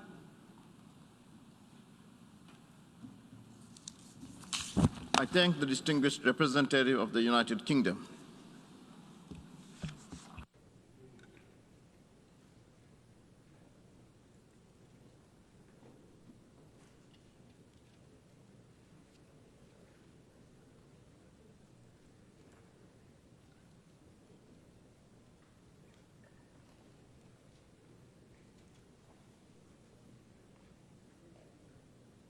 I now give the floor to the distinguished representative of Georgia.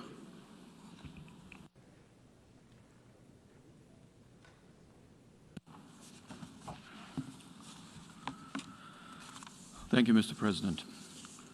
My delegation aligns itself with the statement delivered by the representative of the European Union, and in my national capacity, I would like to add the following comment. Excellencies, we have gathered today in an emergency session because the Security Council once again failed us in acting as a guardian of peace and security. So now it is upon us, the General Assembly, where we all have equal rights to vote, to stand up and make it certain that the United Nations delivers on the purpose it was created for. The use of armed force by a UN member against sovereignty, territorial integrity, or political independence of another member state violates Article 2.4 of the UN Charter and constitutes an act of aggression as defined by the Resolution 3314 of this very body, adopted by consensus. What we see in Ukraine is an act of aggression on the part of Russia, and we condemn it. Last week, I spoke from this very rostrum about Russia's pattern of behavior against its neighbors. Russia's full-scale military aggression against my country should have served as a wake-up call for all. But alas, it has not been possible to prevent the similar scenario unfolding a few years later in Ukraine. Not to repeat myself, let me just say that we in Georgia do know what the toll of war is. We do know what it is this disastrous consequences, and that is people, innocent civilians, women and children who pay the highest price. It is devastating not only for those who live through it, but passes down to generations. Let me be clear.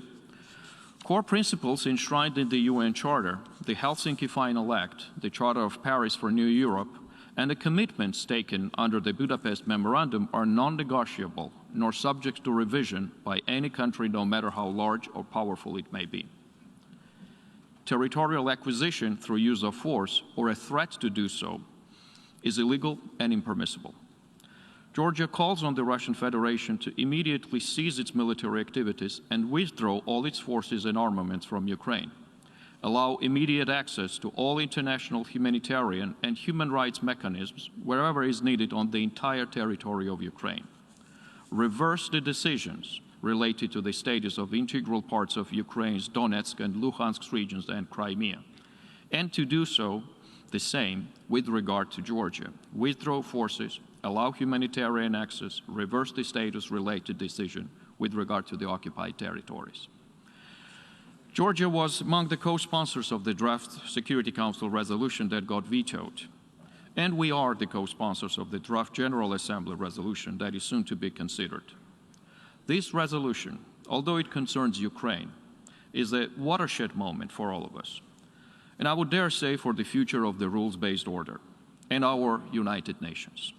So I call on you to vote in favor of the proposed draft, to vote to save the succeeding generations from the scourge of war, to vote for the United Nations.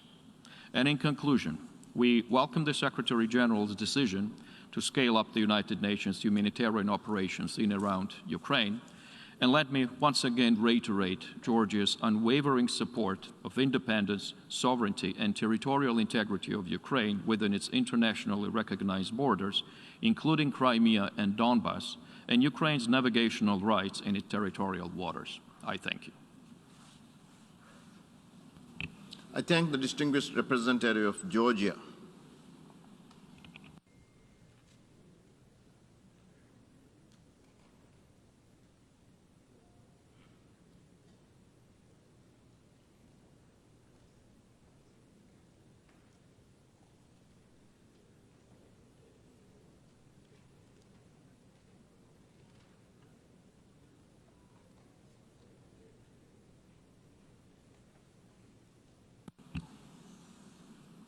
And now I give the floor to the distinguished representative of Poland.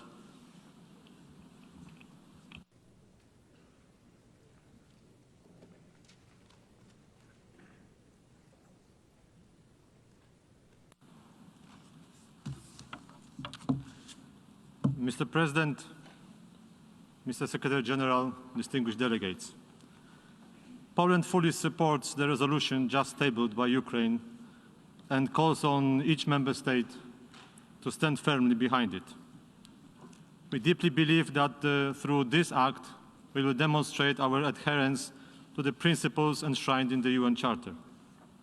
Only by upholding those fundamental principles, we can see the truly peaceful and long-term solution to the conflict caused by the Russian aggression in Ukraine. In that sense, the resolution we are about to vote paves the way to a meaningful diplomatic effort to end the atrocities of this war. To achieve peace, Poland, as the current chairmanship in office of the Organization of Security and Cooperation in Europe, called yesterday for the immediate ceasefire in Ukraine to let humanitarian organizations deliver assistance. But these appeals for peace are even more urgent when you look at the events in Ukraine from a close distance perspective. Let me tell you how we, Poles, see and respond to the horrors of this war as neighbors and friends of Ukraine. There is no doubt that we are confronted with one of the biggest humanitarian crises in Europe since World War II. In the first 3 days of Russian aggression, facilitated by the complicity of the Belarusian regime of Alexander Lukashenko, we witnessed more than 500,000 people fleeing Ukraine, 300,000 of which found refuge in my home country. We keep our borders open. Our diplomatic missions help those who seek refuge in Poland. The nationals of all countries who suffered from Russian aggression or whose life is at risk can seek shelter in my country. And I can tell you, only for the first half of today, we welcome people of 125 nationalities fleeing Ukraine to Poland. So that means it concerns us all. The list of these nationalities are too long to read to you, so I just read the first, those with more than 100 nationals fleeing to Poland only today in the morning. Ukraine, Uzbekistan, Nigeria, India, Morocco, Kazakhstan, Pakistan, Afghanistan, Poland, Belarus, Iran, Turkey, Algeria, and Russia. This refuge applies also to the students, which I understand is a serious concern of some colleagues here in the chamber. The students are also welcome to Poland, and they are offered to continue their studies in Poland. We know that some of the missions here in New York were targeted by the disinformation suggesting discriminatory practices at the Polish-Ukrainian border based on race and religion. I can tell you this is a complete lie and a terrible insult to us. Besides giving refuge, Poland delivers to those who suffer a very practical and tangible help. My government organized special trains for the elderly and mothers with small babies, as well as convoys with supplies and medical aid. There are 7,000 beds in 20 hospitals ready for those wounded and sick, and I want to announce that the first Ukrainian refugee babies were born in Poland in the last 24 hours, and the first life-saving operations were carried out for the elderly in our hospitals. Poland stands ready to cooperate closely with you and OCHA, International Committee of the Red Cross, and other humanitarian organizations to ease the burden of the civilians targeted by the Russian aggression. But what I'm most proud of is the outpour of spontaneous readiness to help by individuals. Polish families are opening their homes to refugees. They offer clothes, food, and accommodation. Thousands of private cars are coming from all over Poland to pick up those who cross the border. On the first 2 days, we experienced long traffic jams because of the number of cars coming from all corners of Poland.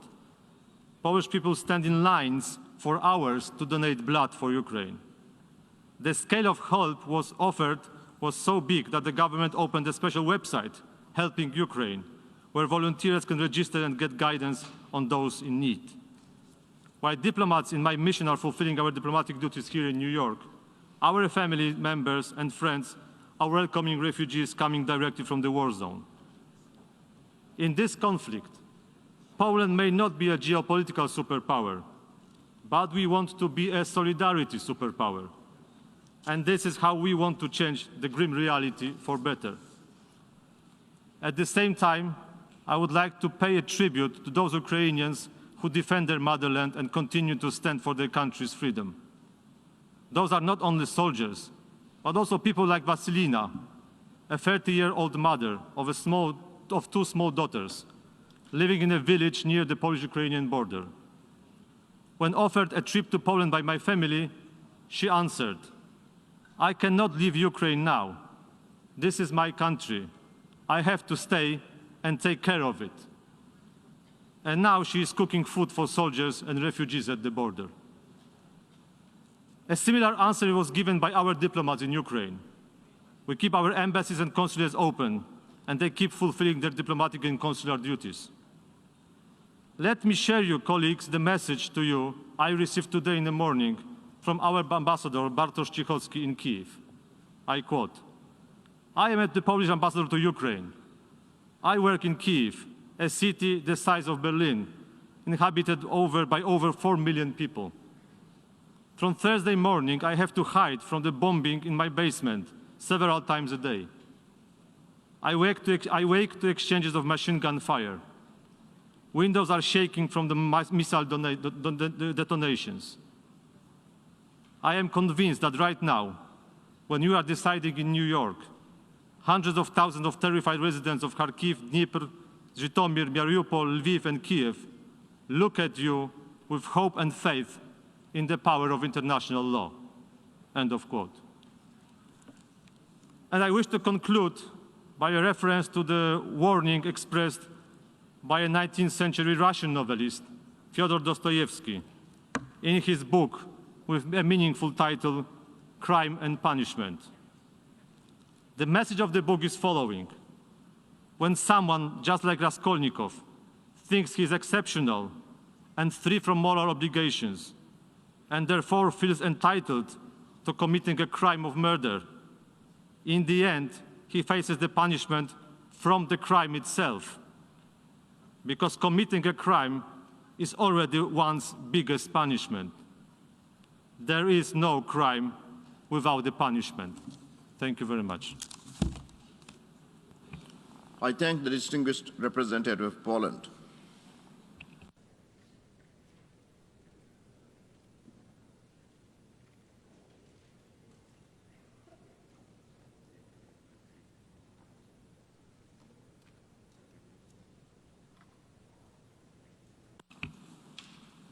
And now I give the floor to the distinguished representative of Austria.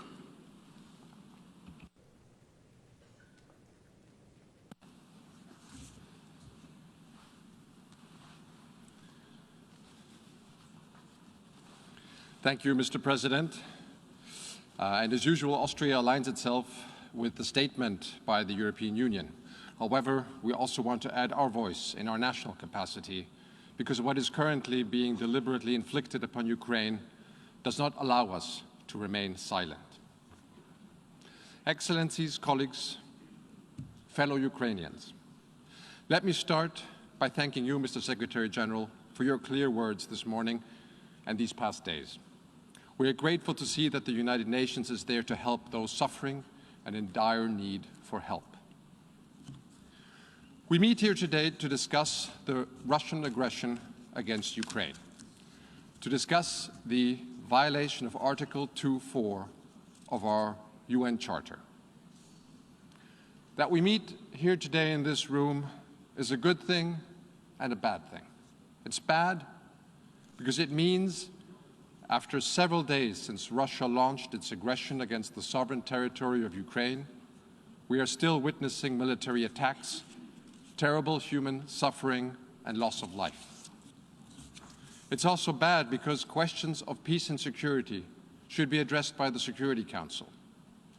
As primary responsible for upholding international peace and security, the Security Council cannot remain silent when basic principles of our international rules-based order are trampled by military boots and squashed by tanks.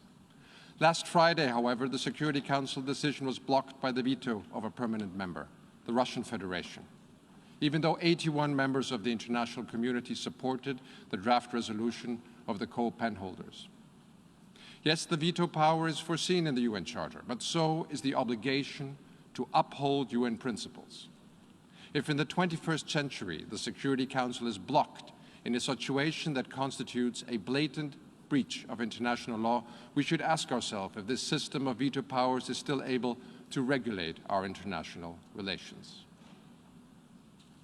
Yet, colleagues, our meeting here today is also good. It's good that the General Assembly is there to step in if the Security Council cannot fulfill its mandate. And it's good that we now have the opportunity here in this General Assembly hall to raise our voices to recall the principles of the UN Charter, our Charter, and to state clearly that we will not stay silent if the Charter is violated in the most serious way. This is our right. This is our obligation as members of the organization. Colleagues, at the end of this debate, we will vote on a resolution condemning the aggression of Russia against Ukraine and showing solidarity with the people of Ukraine. Austria will vote yes on the resolution and urges all of you to do so also. By voting yes, we show the world that the UN is able to take its responsibility to defend the rule of law, international law, and the UN Charter. By voting yes, we show that these acts and similar horrifying acts are not tolerated by the international community. And most importantly, by voting yes, we show the Ukrainian people that they are not alone. I know that for many of us, such votes can be difficult. Some say this is a regional issue, a European problem. Colleagues, an attack against one of our members, one of the members of this organization, is an attack on us all. In our interconnected world, our world is one region. Cyber weapons strike everywhere. Missiles have global reach. The world is not only regional, it has become local. Some say we must respect security concerns. Yes, colleagues, we must. Everyone has security concerns. Ukraine had them and gave up nuclear weapons and trusted that others would not harm them. But clearly, if you have security concerns, solve them with dialogue, not tanks. If a country with one of the largest armies and nuclear arsenals feels insecure, it should seek cooperation, dialogue, disarmament, and not force against others.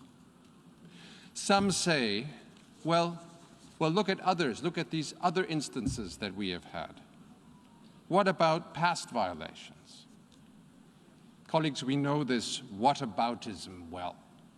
Trying to justify evil with past evil.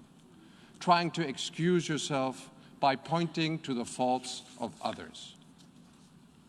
But just because we did not stand up in the past to injustice and evil, that should not prevent us from standing up now. Yes, it's true, others have committed aggressions, crimes, and faults. Yes, the international community has sometimes shown a lack of unity to act. And yes, the international community has sometimes been too hesitant. But let us not continue to make that same mistake now. Let us start a new era when we work together and stand up united for our common principles. Let's defend the rule of law. Let's not give in to the reign of the powerful. Let us vote yes on that resolution. Mr. President, Austria is not part of any military alliance. We rely for our security on the respect and implementation of international law, of treaties, of custom, including humanitarian law. Reports about Russian attacks on civilians and civilian objects in urban areas are extremely worrying. Rockets or missiles hitting apartment buildings in Kiev cannot be accepted. These attacks constitute war crimes under international humanitarian law. We urge Russia to strictly adhere to international humanitarian law, in particular regarding the protection of civilians in urban warfare, and immediately cease these attacks and refrain from using explosive weapons in populated areas. We strongly condemn the use of cluster munitions, which is incompatible with international humanitarian law and outlawed under the Convention on Cluster Munitions. And colleagues, the threat of use of nuclear weapons, any nuclear threat of this kind is a violation of the principles of the UN Charter. The implied catastrophic humanitarian consequences do not respect borders and pose a threat to all of humanity. This is completely unacceptable. Perpetrators and those responsible ordering these crimes need to be held accountable. The International Criminal Court may exercise jurisdiction over and investigate any acts of genocide, crime against humanity, or war crimes committed within the territory of Ukraine. In this regard, we welcome his statement of ICC Prosecutor Khan, reminding us all that his office can exercise jurisdiction over and investigate any act of genocide, crime against humanity, or war crime committed within the territory of Ukraine since February 2014. Mr. President, in the last couple of days, Ukrainians have endured incredible human suffering. In order to help ease the humanitarian catastrophe, Austria contributed 2.5 million euros to the ICRC and NGOs, and additional humanitarian assistance will be decided soon. Those organizations' valuable work must be ensured by guaranteeing humanitarian access. Colleagues, in sum, Austria condemns the Russian aggression against Ukraine. Austria calls on Russia to reverse its decision to recognize the self-proclaimed Donetsk and Luhansk People's Republics, which represents a grave violation of the sovereignty and territorial integrity of Ukraine. Austria urges Russia to immediately withdraw its troops and stop any further bloodshed and return to the path of peaceful dialogue, like any member of the UN is obliged to do. Vienna is ready to host and facilitate such dialogue. We hope that today's start of bilateral discussions between delegations from Ukraine and Russia can serve as a first step towards an urgently needed ceasefire. And colleagues, we call on you to vote yes on today's resolution. I know it's not always easy. Many of us have good relations with Russia. We love the culture, admire the traditions, and have good Russian friends. But a good friend, an honest friend, will speak up and say what needs to be said to do and what needs to be done when a friend commits an illegal, an evil act. This is what this resolution is for. Imagine for one moment that you are in Ukraine's shoes. What would you expect from the UN, from this General Assembly, if you were in Ukraine's place? In this dark hour, it is our moral, our legal obligation to condemn the violations of the Charter and show solidarity with the victim of an aggression. Austria will show its full solidarity with Ukraine, the Ukraine government, Ukrainian people. We stand with you. Thank you. I thank the distinguished representative of Austria.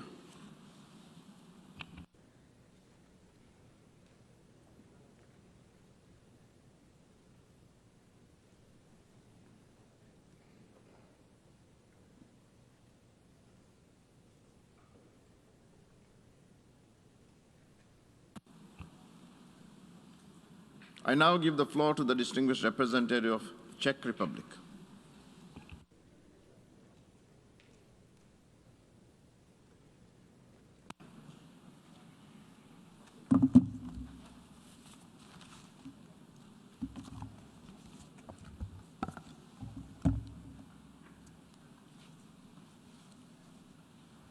Mr. President, Mr. Secretary General, Excellencies, the Czech Republic aligns itself with the EU statement and wishes to add the following in its national capacity.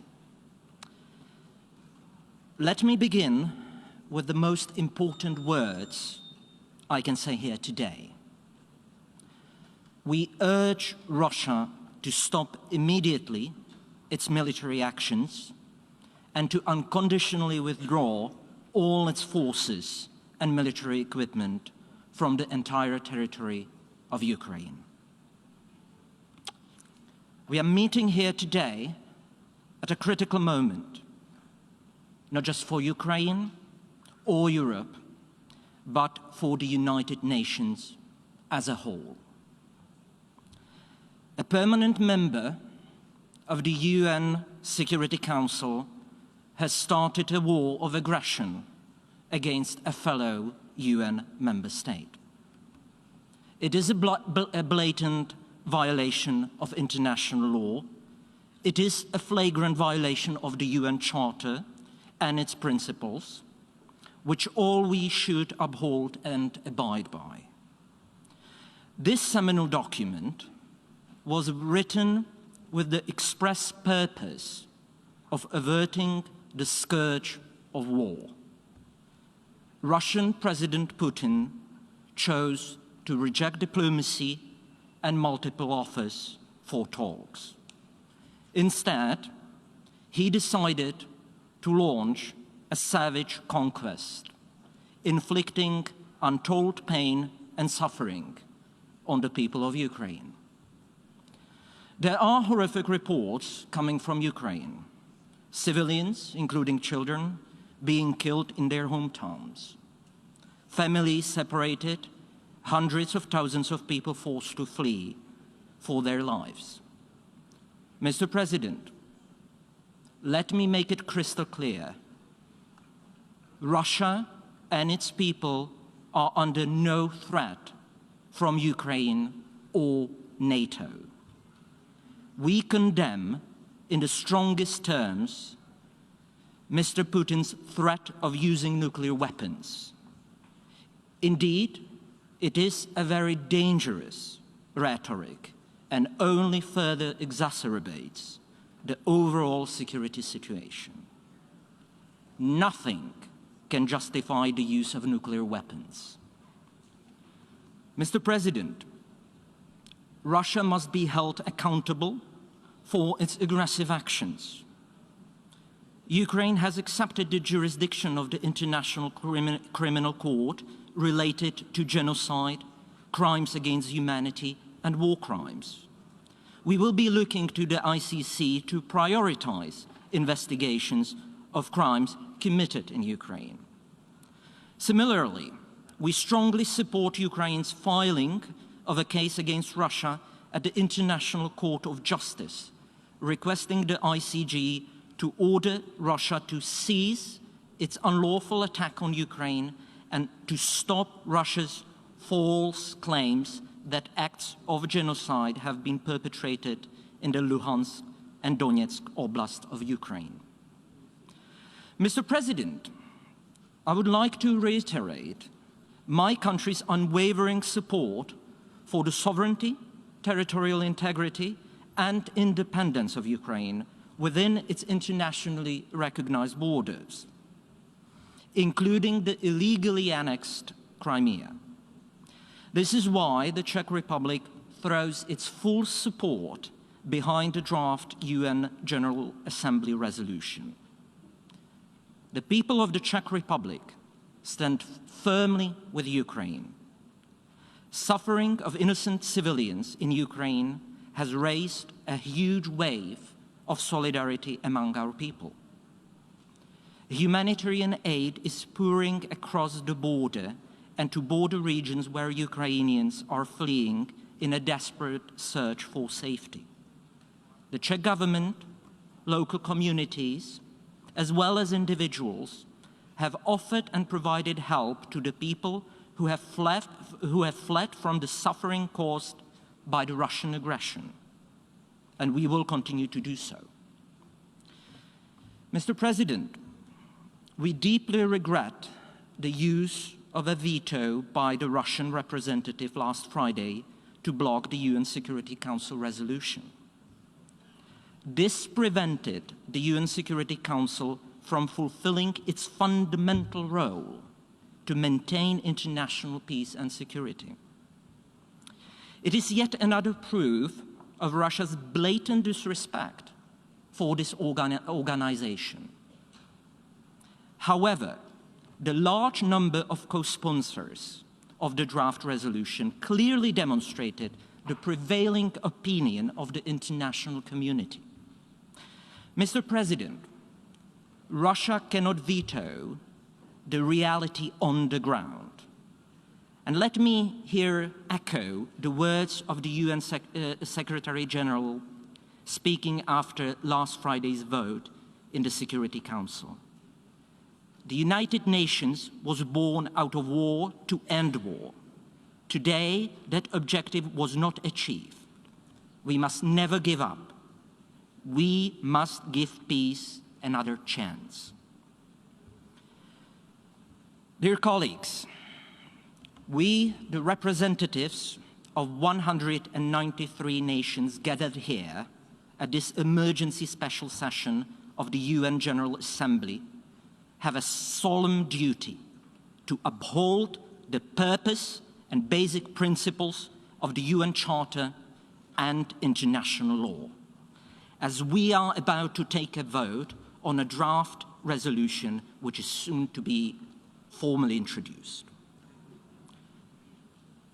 Dear colleagues, soon each and every member of this honorable body will have a chance to declare where they stand on the UN Charter and international law. And quite frankly, on the most crucial matter of war and peace. Excellencies, colleagues, I'm making a plea to each and every one of you representing here all UN member states. Please vote for this resolution. Vote with your conscience. Vote for the end of bloodshed and human suffering. Vote for peace. Vote for the UN Charter and international law. Vote for all the good our United Nations was founded to represent. And please let us not forget, the whole world is watching. Thank you. I thank the distinguished representative of the Czech Republic.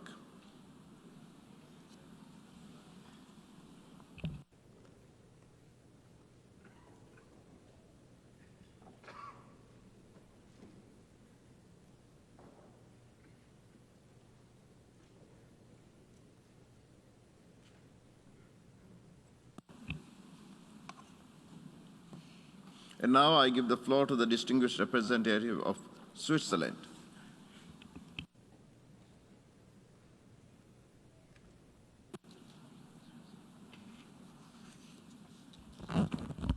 Monsieur le Président, Monsieur le Secrétaire général, chers collègues, comme Dag Hammarskjöld l'avait énoncé avec beaucoup de clarté, les Nations unies n'ont pas été créées pour nous amener au paradis, mais pour nous sauver de l'enfer.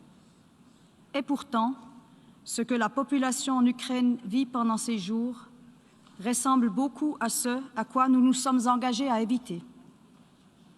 C'est pourquoi cette Assemblée se réunit aujourd'hui face à une guerre qui a déjà coûté la vie à de nombreuses personnes. Chaque vie perdue est une de trop. Nos pensées sont avec les victimes et leurs familles. Nous exprimons notre solidarité avec le peuple ukrainien et avec ses autorités démocratiquement élues. Nous sommes fortement préoccupés par la situation humanitaire et les déplacements de centaines de milliers de personnes.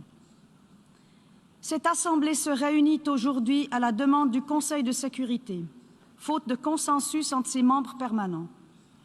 La Suisse a soutenu le projet de résolution au Conseil de sécurité visant à mettre fin aux hostilités et à rétablir le droit international. Le blocage de cette résolution par le veto d'un membre permanent est contraire à l'article 27 de la Charte. La Fédération de Russie, en tant que partie au conflit, aurait dû s'abstenir de voter. Nous soutenons pleinement le projet de résolution de l'Assemblée générale et appelons tous les États membres à en faire de même. La Suisse condamne fermement l'attaque de la Russie contre l'Ukraine. Elle est également préoccupée par l'utilisation du territoire bélarusse pour mener cette opération militaire. Les tentatives russes pour légitimer son action ne sont pas crédibles. Il n'y a eu aucune provocation permettant de justifier une telle attaque. Nous appelons la Russie, comme tous les États dotés d'armes nucléaires, à s'abstenir de toute menace d'utilisation de ces armes, voire de leur utilisation. La Russie vient de se joindre à une déclaration des P5 qui réaffirmait qu'une guerre nucléaire ne peut être gagnée, ne doit jamais être menée. La Suisse réitère son plein soutien à l'indépendance, à la souveraineté et à l'intégrité territoriale de l'Ukraine, à l'intérieur de ses frontières internationalement reconnues. La Suisse appelle à nouveau toutes les parties à respecter le droit international humanitaire, ainsi que les droits de l'homme. Nous en condamnons toutes les violations. Cela vaut également pour le cyberespace. La protection de la population civile ainsi que des personnes hors de combat doit être la priorité. La Suisse est profondément préoccupée par les allégations étayées d'utilisation d'armes à sous-munitions. Les biens indispensables à la survie de la population civile, de même que les infrastructures civiles et médicales, ne doivent pas être pris pour cible. De plus, nous demandons aux parties d'assurer l'accès humanitaire rapide et sans entrave, ainsi que la sécurité du personnel humanitaire et médical. La Suisse est solidaire.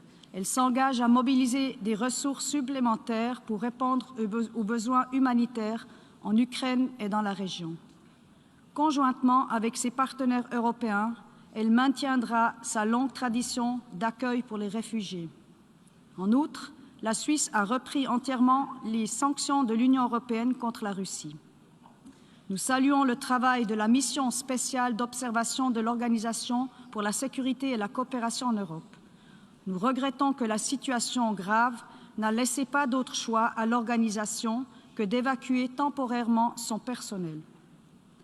La Suisse salue l'offre de bons offices du secrétaire général des Nations Unies ainsi que les efforts diplomatiques des États membres qui n'ont négligé aucune piste afin de promouvoir une résolution diplomatique par la voie du dialogue. La Suisse réitère son offre des bons offices si les parties au conflit le souhaitent. Nous saluons le fait que les parties au conflit se soient réunies aujourd'hui pour de premières négociations. Nous espérons, comme le secrétaire général, vivement que ces discussions aboutiront le plus rapidement possible à de résultats concrets, comme par exemple un cessez-le-feu. Ce conflit, comme tout conflit, ne peut être résolu que par le dialogue. Je vous remercie. I thank the distinguished representative of Switzerland.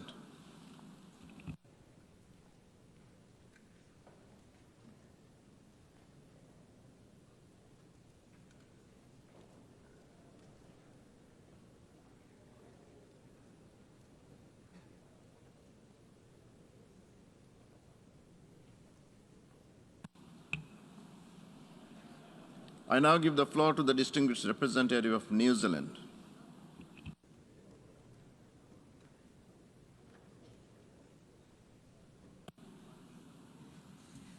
Mr. President, Mr. Secretary-General, today our thoughts are with the people of Ukraine as they continue to fight Russia's large-scale invasion. Innocent lives lost, everyday lives in turmoil, young and old lives that will never be the same as innocent people suddenly find themselves as refugees.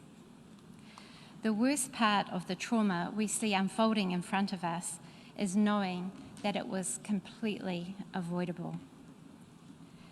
New Zealand is in no doubt that the conflict in Ukraine is a direct result of the unprovoked and unjustified actions of Russia and its decision to flagrantly ignore international law. Russia is escalating its aggression by its decision to increase the readiness of its nuclear weapons. Russia's actions are nothing short of the acts of a bully. New Zealand supports the Secretary-General's assessment that these acts represent a clear violation of the territorial integrity and sovereignty of Ukraine and are inconsistent with the principles of the Charter of the United Nations. In standing in support of Ukraine, we are also standing in defence of the UN Charter. We cannot pick and choose when to espouse the centrality of the Charter. This emergency session of the General Assembly is taking place as a direct result of Russia's actions alone.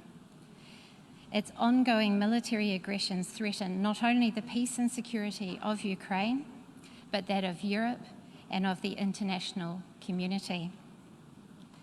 We are here today because the United Nations Security Council failed to act last Friday to condemn Russia's actions to invade Ukraine.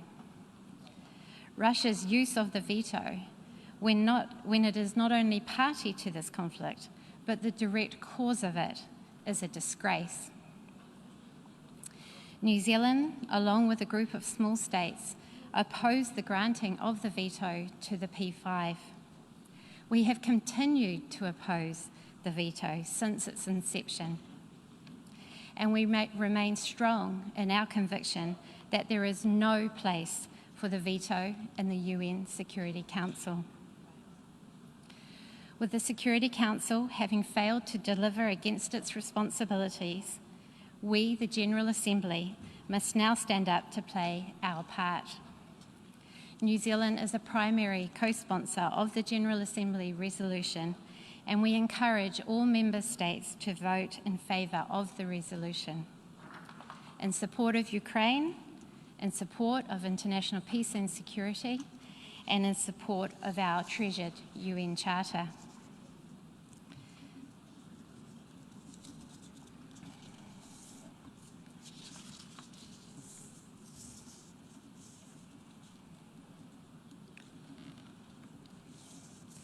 Excuse me. New Zealand has consistently expressed our strong support for international efforts to de-escalate the Ukraine crisis diplomatically. Having turned away from diplomacy, Russia must now face the consequences of that decision.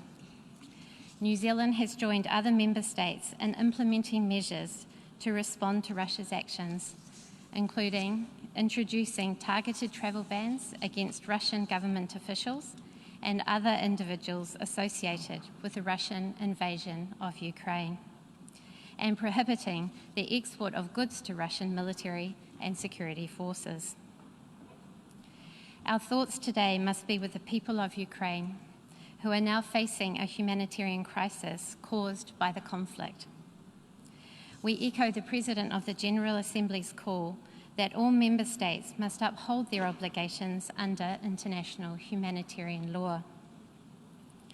Further, we, the international community, must act now to prevent further pointless loss of innocent life and to support those who now find themselves displaced through no fault of their own. We commend Ukraine's neighbours for their selfless acts of taking in large numbers of Ukrainians and other nationalities who seek refuge from this conflict. We acknowledge with a grim sense of horror, but sadly little surprise, the role of accomplice and facilitator that Belarus has played in support of Russia's invasion. New Zealand has also extended its travel bans to key members of the Belarusian government. New Zealand is contributing financially to the humanitarian response and will consider all humanitarian options available to support the international humanitarian response. We welcome France and Mexico's tabling of a humanitarian resolution in the United Nations Security Council today. Finally, Aotearoa New Zealand is a proponent of peace and reconciliation. In this vein, we say to Russia, act consistently with your international obligations. Cease military operations in Ukraine. Permanently withdraw to avoid a catastrophic and pointless loss of innocent life.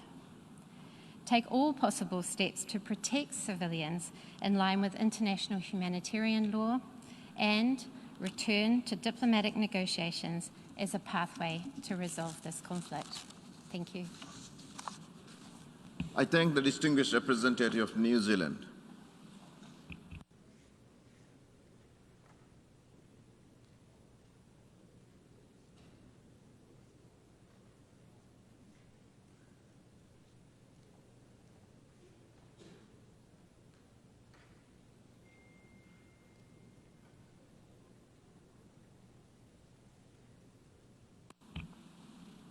I now give the floor to the distinguished representative of Panama on behalf of the Alliance for Development and Democracy.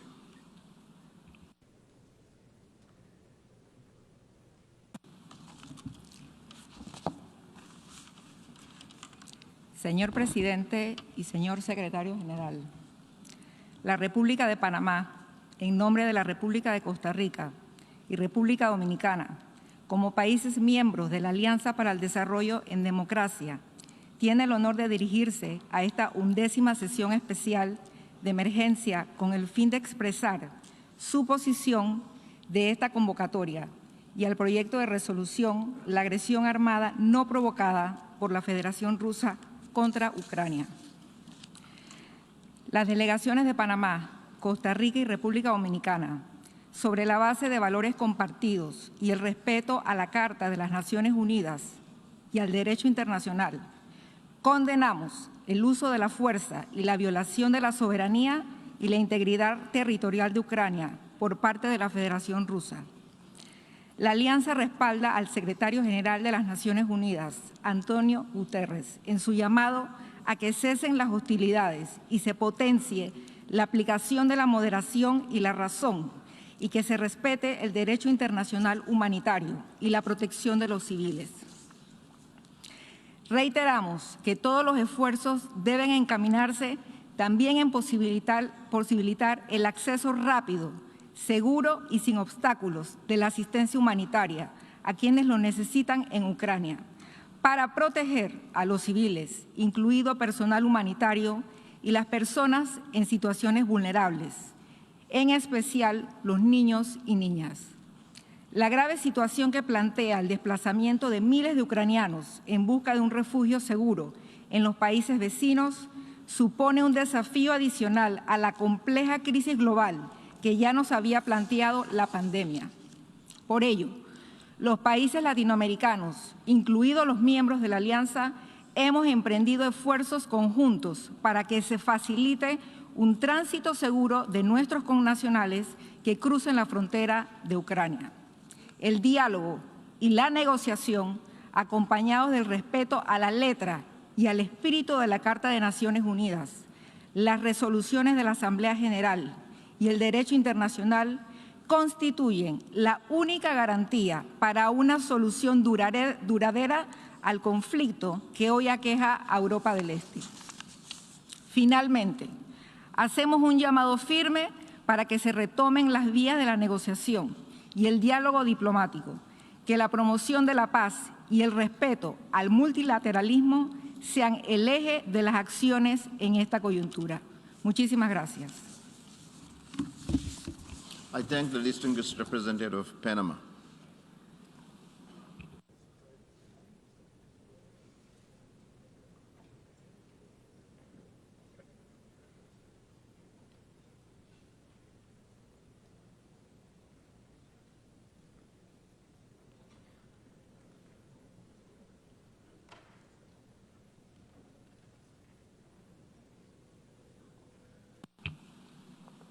I now give the floor to the distinguished representative of China.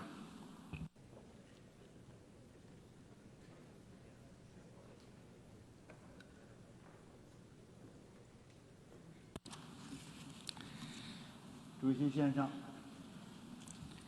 乌克兰局势发生急剧变化，中方对此高度关注。局势发展到这一步，是中方不愿看到的，也不符合任何一方的利益。当务之急是，有关各方要保持必要克制，防止局势进一步恶化，同时要加大推动政治解决的外交努力。中方欢迎乌克兰同俄罗斯已经开始直接对话谈判，乌克兰应当成为东西方沟通的桥梁，而不应成为大国对抗的前沿。我们呼吁为当事方直接谈判创造有利氛围和条件，因为这是解决问题的根本出路。联合国和国际社会有关各方采取的任何行动，都要以地区和平稳定为重，以各方普遍安全为重，应当有利于紧张局势降温，有利于推动外交解决。中方不赞成任何可能激化矛盾的做法。中方支持联合国有关机构继续在乌克兰开展人道救援工作。我们认为，平民的生命财产安全和人道主义需求应当得到有效的保障。主席先生，中国作为联合国安理会常任理事国，始终认真履行维护国际和平与安全的责任。中方关于尊重国家主权和领土完整、遵守联合国宪章宗旨和原则的基本立场是一贯的、明确的。我们将继续为寻求和平、实现和平发挥建设性作用。主席先生，冷战早已结束，基于集团对抗的冷战思维应当平弃，挑起新的冷战更是有百害而无一利。一国的安全不能以损害他国安全为代价，地区安全更不能以强化甚至扩张军事集团来保障。中方支持欧盟、北约与俄罗斯重启对话，秉持安全不可分割理念，妥善解决包括俄罗斯在内各方正当的安全诉求，寻求构建均衡、有效、可持续的欧洲安全机制，实现欧洲大陆的长治久安。我谢谢你，主席先生。I thank the distinguished representative of China.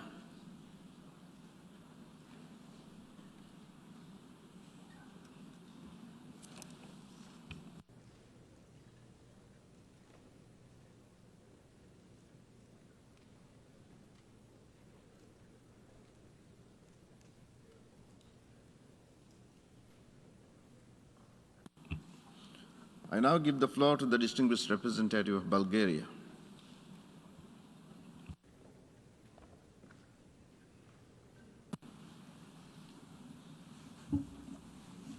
Thank you, Mr. President. Mr. President, distinguished delegates, Bulgaria aligns itself with the statement delivered on behalf of the European Union, and I would like to highlight a few points in my national capacity. Mr. President, we have gathered here today under extraordinary circumstances that defy reason, but unfortunately are reality. And that reality is that the Russian Federation, a permanent member of the Security Council, is executing an act of aggression against Ukraine, a founding member of the UN. Bulgaria condemns in the strongest possible terms this unprovoked and unjustified military aggression, which is in gross violation of international law and of the principles of the UN Charter. The illegal military aggression of the Russian Federation against Ukraine not only undermines global security and stability, but also puts the international rules-based order in jeopardy.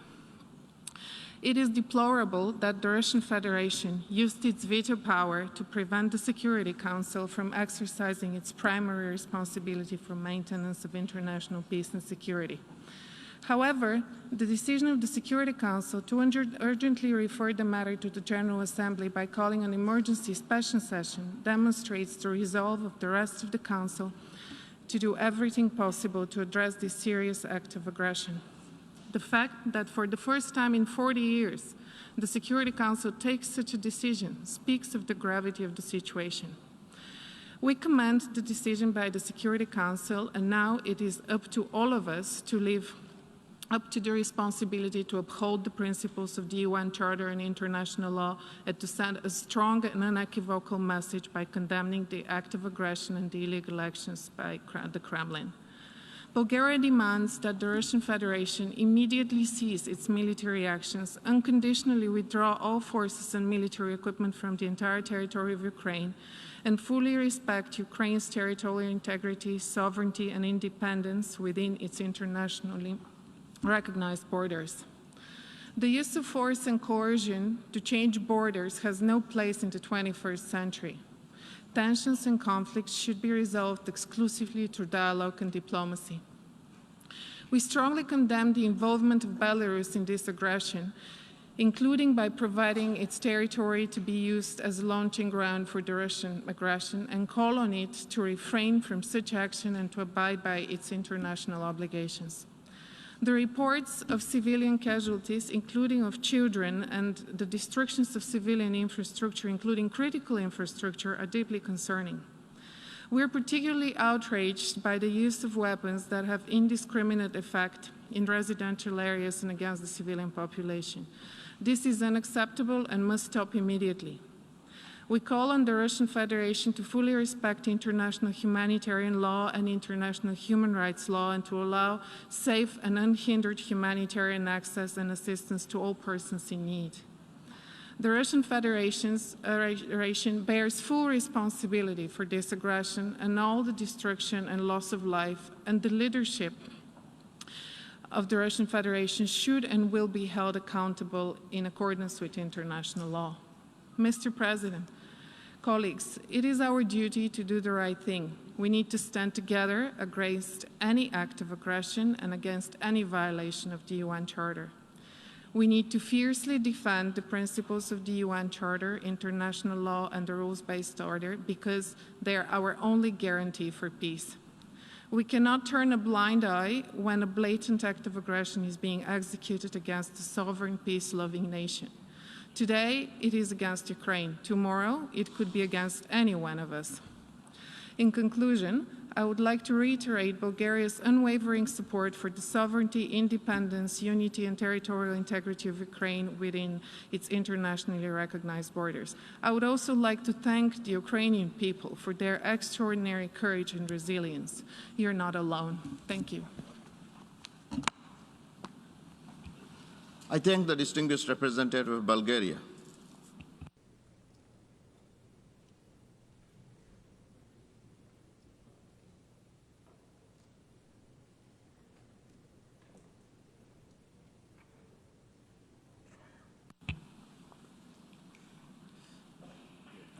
I now give the floor to the distinguished representative of Italy.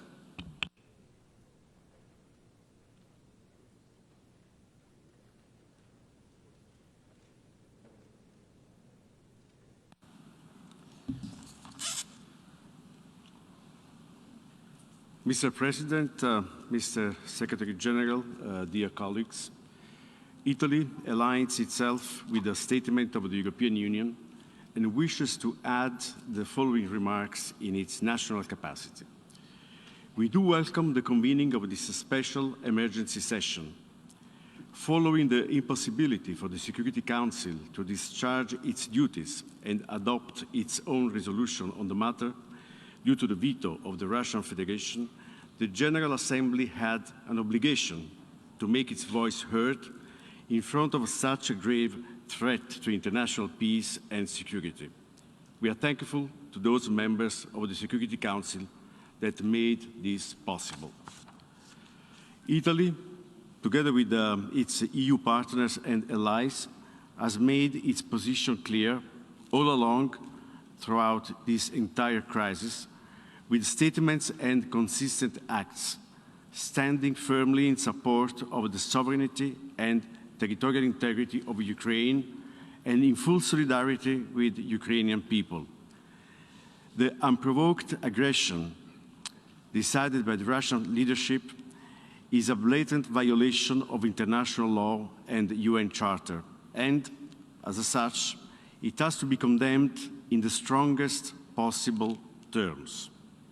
The involvement of Belarus as a facilitator of the Russian aggression is also to be condemned.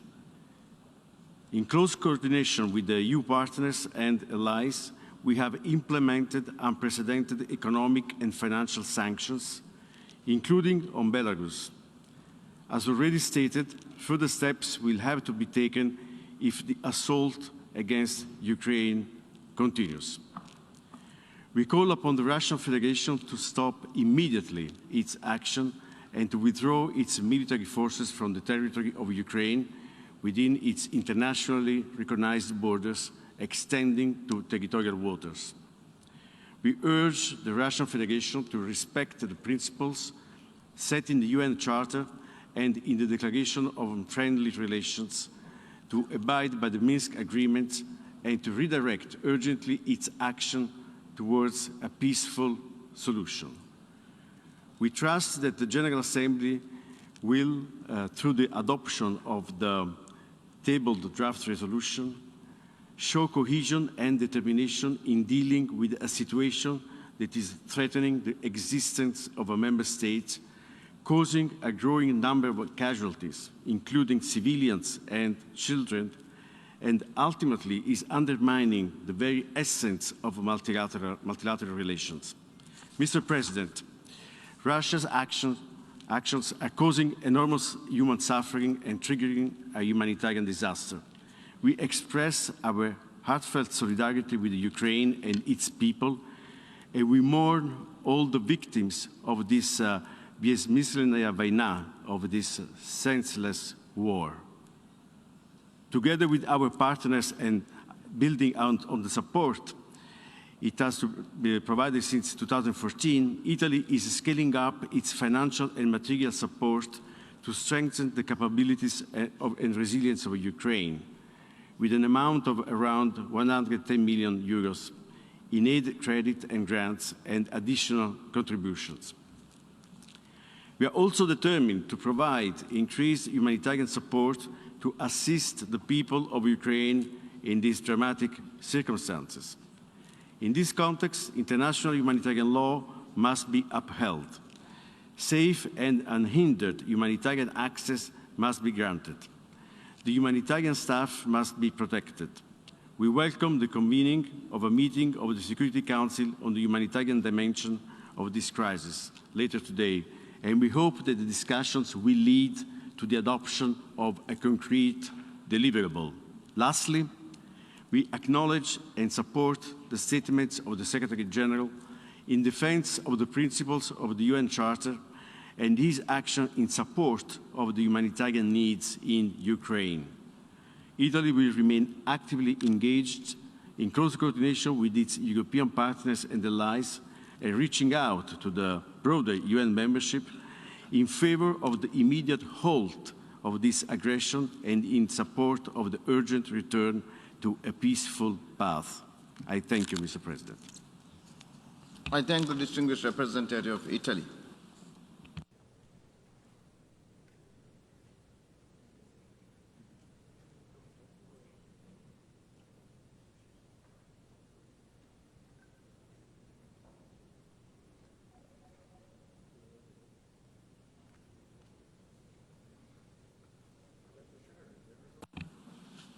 I now give the floor to the distinguished representative of Brazil.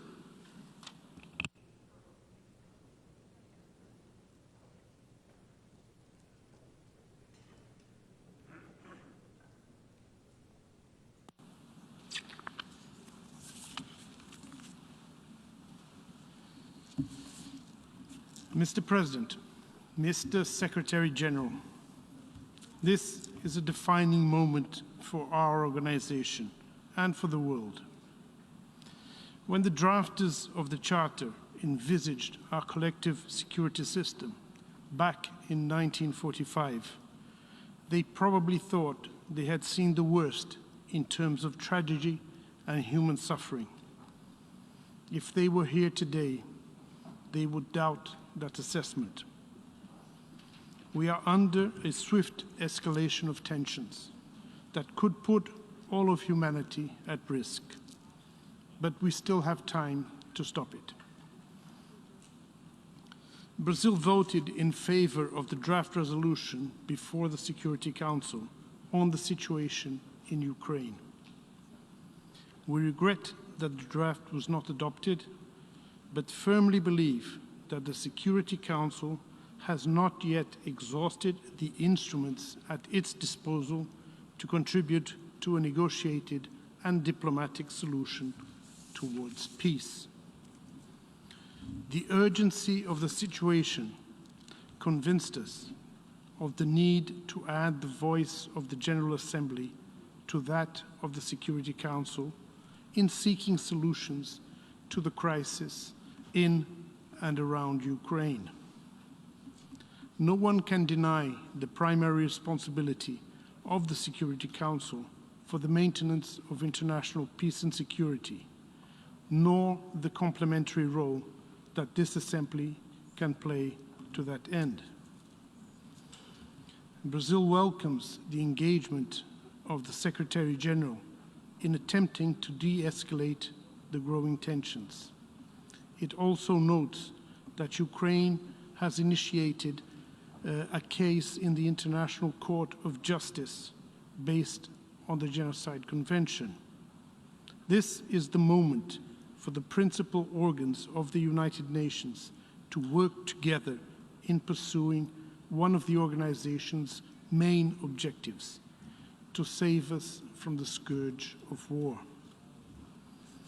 For that, we need to be exceedingly cautious in moving forward, both in the General Assembly and elsewhere.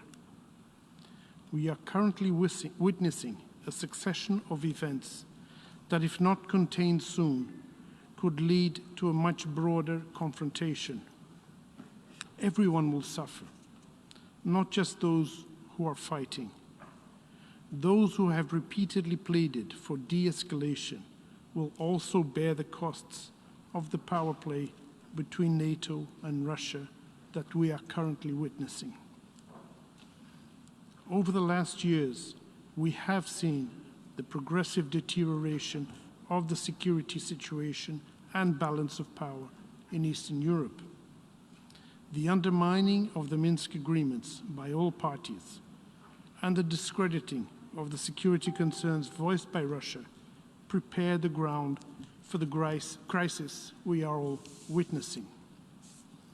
Let me be clear, however, this situation in no way justifies the use of force against the territorial integrity and sovereignty of any member state. It is against the most basic norms and principles we all abide by, and a clear breach of the UN Charter. Mr. President, it is of our collective interest to jointly do all we can to stop and reverse the belligerent actions before it is too late. Brazil reiterates its calls for an immediate ceasefire in Ukraine, as well as for full respect for international humanitarian law. Equally important, we call all actors involved to reassess their decisions concerning the supply of weapons, the recourse to cyber attacks, and the application of selective sanctions, particularly those which could affect the global economy, including the critical area of food security.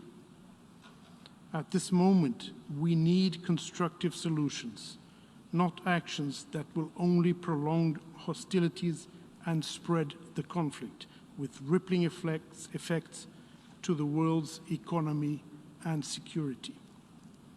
As we speak, hundreds of thousands of civilians have already fled Ukraine. Many more will certainly follow, millions perhaps.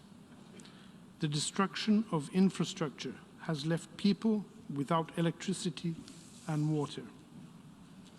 Damage to essential infrastructure, interruption of basic services, including transportation and access to basic supplies, the danger to persons with disabilities, the elderly, and children are causes of grave concern.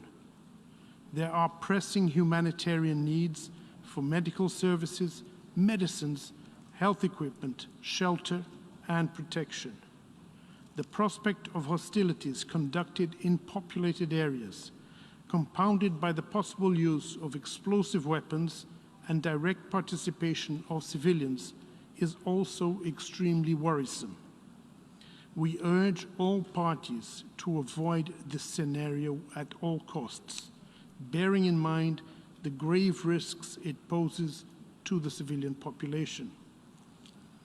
We call on all parties to adopt measures to ensure the protection of civilians and of critical civilian infrastructure, as well as to ensure unhindered humanitarian access to all those in need and the protection of refugees and displaced persons. We also reiterate our appeal to Ukraine and Russia to facilitate the withdrawal of all persons who want to leave the Ukrainian territory. Brazil expresses its gratitude to Poland, Slovakia, Hungary, Moldova, Romania, and others that are facilitating the exit of people fleeing the conflict, including Brazilians and Latin Americans. Let me also take this opportunity to express our solidarity to all families who have lost someone in this war, to all people left without home, water, and electricity, to those who are fleeing in fear, sometimes with nowhere to go, and to everyone who is now trapped in a conflict zone, desperately attempting to find refuge. I wish to commend all personnel that are now in Ukraine trying to alleviate the suffering of the population. We know that you are doing your best in very challenging circumstances, and we know that more could be done to assist you in your efforts. Mr. President, few times has the General Assembly been convened under the Uniting for Peace resolution. By meeting today, the international community shows its unwavering determination to reach a diplomatic solution to the ongoing conflict in Ukraine. A peaceful settlement of the crisis is not only the cessation of hostilities, it is about creating the conditions for a greater sense of security among all involved. It is about rebuilding bridges and regaining trust.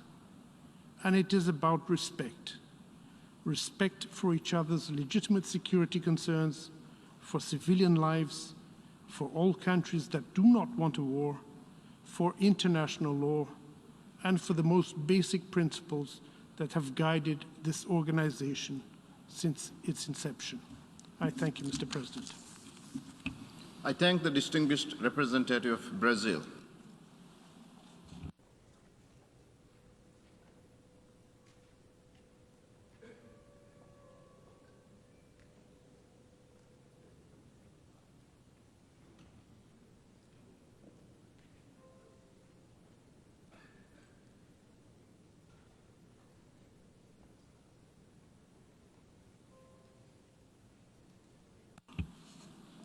I now give the floor to the distinguished representative of Canada.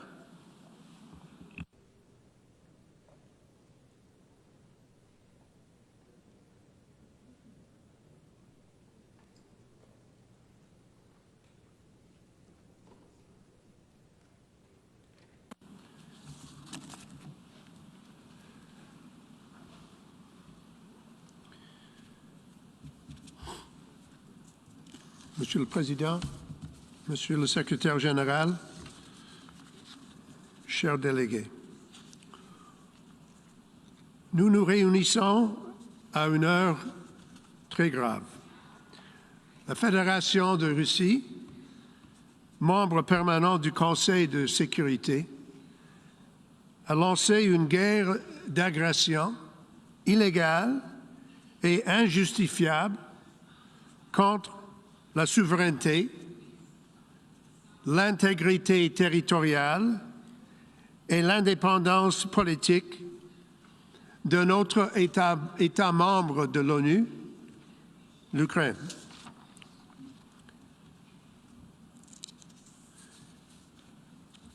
Les actions de la Russie constituent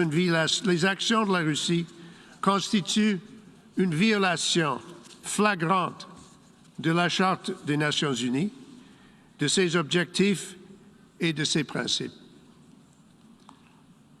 L'égalité souveraine de tous les États, le droit de tous les peuples à l'autodétermination, le règlement pacifique des différends et l'interdiction du recours à la force. En lançant cette guerre, la Russie cherche à détruire la liberté d'un peuple et d'une nation qui est souveraine, indépendante et intégrale. C'est une guerre qui est basée sur le désir du président Poutine d'un retour à l'impérialisme colonial. Ce sont des jours contre lesquels les membres des Nations Unies luttent depuis des générations. Et encore, la Russie a empêché le Conseil de sécurité de s'acquitter de son devoir fondamental, protéger la paix et la sécurité du monde. Nous sommes ici parce que la Russie a une fois de plus utilisé son droit de veto, que nous pensons est toujours illégitime, comme elle l'a fait de nombreuses autres occasions. Et la Russie menace maintenant l'Ukraine, l'Europe et le monde entier d'utiliser les armes nucléaires en violation directe de la déclaration commune des dirigeants des 5 membres permanents du Conseil ce janvier. Mr. President, it was in January of this year that members of the P5 agreed that a recourse to the nuclear option, to the nuclear threat, to the nuclear possibility was wrong. They admitted that no one could win this kind of confrontation. Just a few days later, President Putin announced that he was going to resort to this threat, directly contrary to what he had promised, signed, sealed, and delivered 6 weeks before. And so here we are, with a war that is a threat to each and every one of us. Through this resolution before us today, we as members of the United Nations have the chance to stand up in defense of a free people and to rebuke the evil notion that might makes right. And now we must all step up and stand up. Canada urges all member states to unequivocally condemn Russia's actions and to vote in favor of the resolution that is now before the Assembly. Russia has not been alone in undermining these foundational norms and rules, Mr. President. Belarus has also violated its obligations under the UN Charter and under international law. By allowing Russia to use its territory to invade and launch attacks against Ukraine, Belarus is aiding and abetting Russia's illegal war of aggression. Belarus's decision to send its force into Ukraine and to revoke its non-nuclear status are all completely unacceptable to us and completely incompatible with its obligations under the Charter of the United Nations. Mr. President, there must be accountability for these actions. As Russia has escalated its unjustifiable attack on Ukraine, its forces have encircled and shelled Ukrainian cities, targeting, killing, and maiming innocent Ukrainian civilians, children, women, and men. They are bombing civilian objects, hospitals, schools, kindergartens, apartments, and homes. They're looting and forcibly displacing civilians. Many hundreds of thousands have fled in freezing temperatures, seeking shelter across Ukraine's borders. There are credible reports that Russian forces are using prohibited weapons, including cluster bombs, and imposing siege warfare on Ukrainian cities. This is not news that comes in last week, news that comes in this morning. Pictures one can see visibly on social media as to what is taking place. Very different from the wars that have been waged in the past. We know what is happening in real time, and it is completely abhorrent. Let me be very clear, Mr. President. These are violations of international law, and they are acts that could amount to war crimes under international humanitarian law.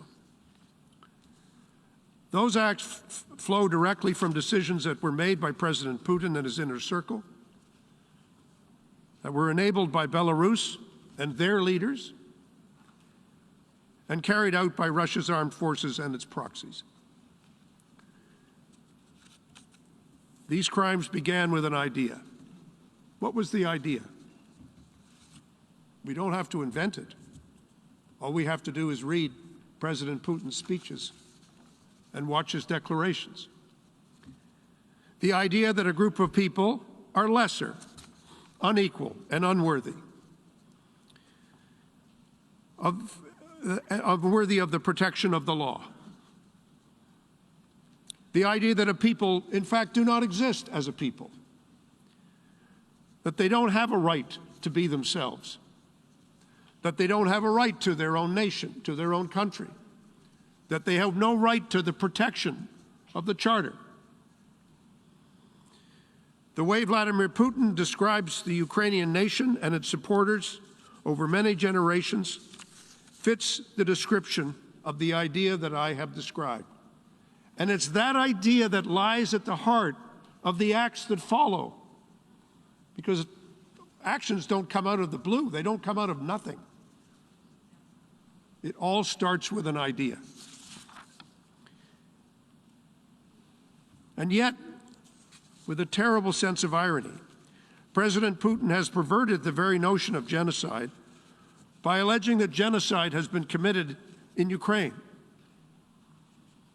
I must stress, there has been no such finding substantiated by any UN or independent organization. And as my colleague from Brazil said, just speaking before me, if there are complaints, and obviously there have been in this chamber and in the Security Council with respect to the treatment of the Russian minority in Ukraine, even if those complaints were fully justified, they are not an excuse for war, and they are not an excuse for the aggression that we have seen. Ukraine has filed its own application under the Genocide Convention to the International Court of Justice. Canada takes the allegations filed by Ukraine with the greatest seriousness, as it does the decision of the prosecutor of the International Criminal Court to begin an investigation into potential crimes against humanity. These decisions are not taken lightly, and they have the most serious of consequences. But I want to stress, it is the International Court of Justice and the International Criminal Court that are the places for these allegations to be dealt with, not the battlefield, and never by unilateral aggression. That's why we signed up to the Charter. We signed up to the Charter because we agreed that we would subject our disputes to processes created by us over many, many arduous years and debates, what would be done in the event of a profound difference of opinion between states. We don't go to war. We go to the negotiating table. We go to court. We go to mediators.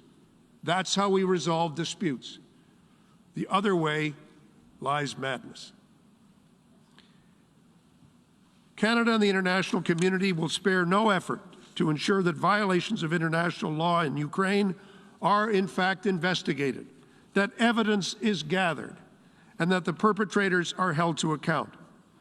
We do so not only out of our conviction that the use of history, that the arc of history tends towards justice. We do so because what Ukrainians are being subjected to is horrific, and they deserve better, and they deserve more. Mr. President, if I may, I'd like to speak directly to the brave people and the government of Ukraine. We are quite simply inspired by you. We are standing with you, and you are not alone. Our support for Ukraine, your country, for your Ukrainian democracy, and for your right to choose your own future in Ukraine remains unwavering, steadfast, and resolute. Canada will do everything in its power to help you as you hold strong and defend your homeland against this terrible Russian aggression.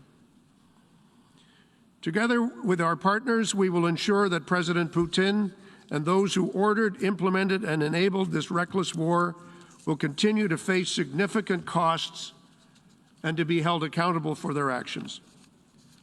Your struggle is now our struggle, and we are with you. Mr. President, if I could speak directly to the people of Russia. To the Russian protesters who are bravely demonstrating against the war, who have been met with brutal force and arbitrary arrests by riot police. To the thousands of Russian citizens who have written letters, had the courage to put their name on a letter to the President of Russia, condemning this reckless decision. To all those Russians at home and abroad who are opposed to this senseless war, and you are in the millions. Canada and the world, we see you and we hear you. Your President, Vladimir Putin, has sorely miscalculated. He has ignored the democratic and law-abiding spirit of the Russian people. He has underestimated the brave Ukrainians defending their country from aggression, with whom you have no cause for war, no cause for hatred, no cause for violence. And he has severely misjudged the resolve of the world to stand against him. Whatever lies are spoken here today, trying to justify the unjustifiable or to explain the inexplicable, it is President Putin's war of choice that is making your lives much more difficult. But there is always time for de-escalation. There is always time for dialogue. And your president must choose this path. Should he not, I believe it will show just how much contempt he has for you and for the future of your country and the planet that we live on and share together. Mr. President, we should all say together, directly to President Putin, stop this war. Stop this war. Stop it before there is more death, more pain, and more hardship. Stop the use of threats. Take your finger away from the nuclear button and never put it back for as long as you live. Come to grips with the reality of our time, as in more serious and rational moments you have done. Mr. President, it is never too late to stop. It's never too late to make a turn to diplomacy, to dialogue, and to negotiation. The alternative cannot happen. So now it falls to all of us, as equal members of the United Nations, whose equality and sovereignty, as I've said before, is what we signed up to when we became members of this organization. We need to stand up to the principles, for the principles of the Charter, for the purposes of the Charter, and to heal the hurt and pain that has been caused by this terrible war of aggression.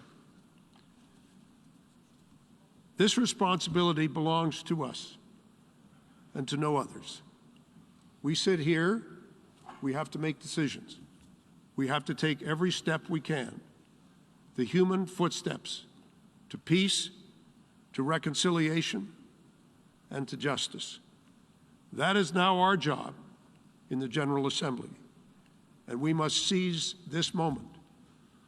This moment of accountability, this moment of justice, this moment of democracy, we must seize it together. Thank you very much, Mr. President. I thank the distinguished representative of Canada, and now I give the floor to the distinguished representative of Singapore.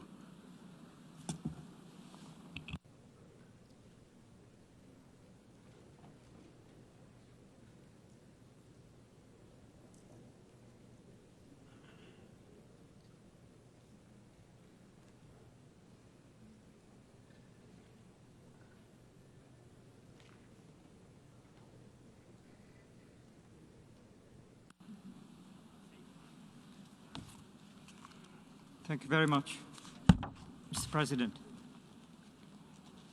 We are meeting today in a historic emergency special session because the UN Security Council was unfortunately unable to discharge its primary responsibility for the maintenance of international peace and security as a result of the veto cast by the Russian Federation, which is regrettable. We welcome the convening of this emergency special session as it allows all countries, especially the small countries, to raise their voice, to state their views, and to register their concerns in this universal organ of the United Nations. Mr. President, Singapore has always taken a consistent position on the sovereignty, independence, and territorial integrity of all countries. Singapore is a staunch supporter of the rules-based multilateral system and of the United Nations. The unprovoked invasion of Ukraine by the Russian Federation is a clear and gross violation of the fundamental norms and of the fundamental norms of international law and of the UN Charter. The UN Charter prohibits the use of force and acts of aggression against another sovereign state.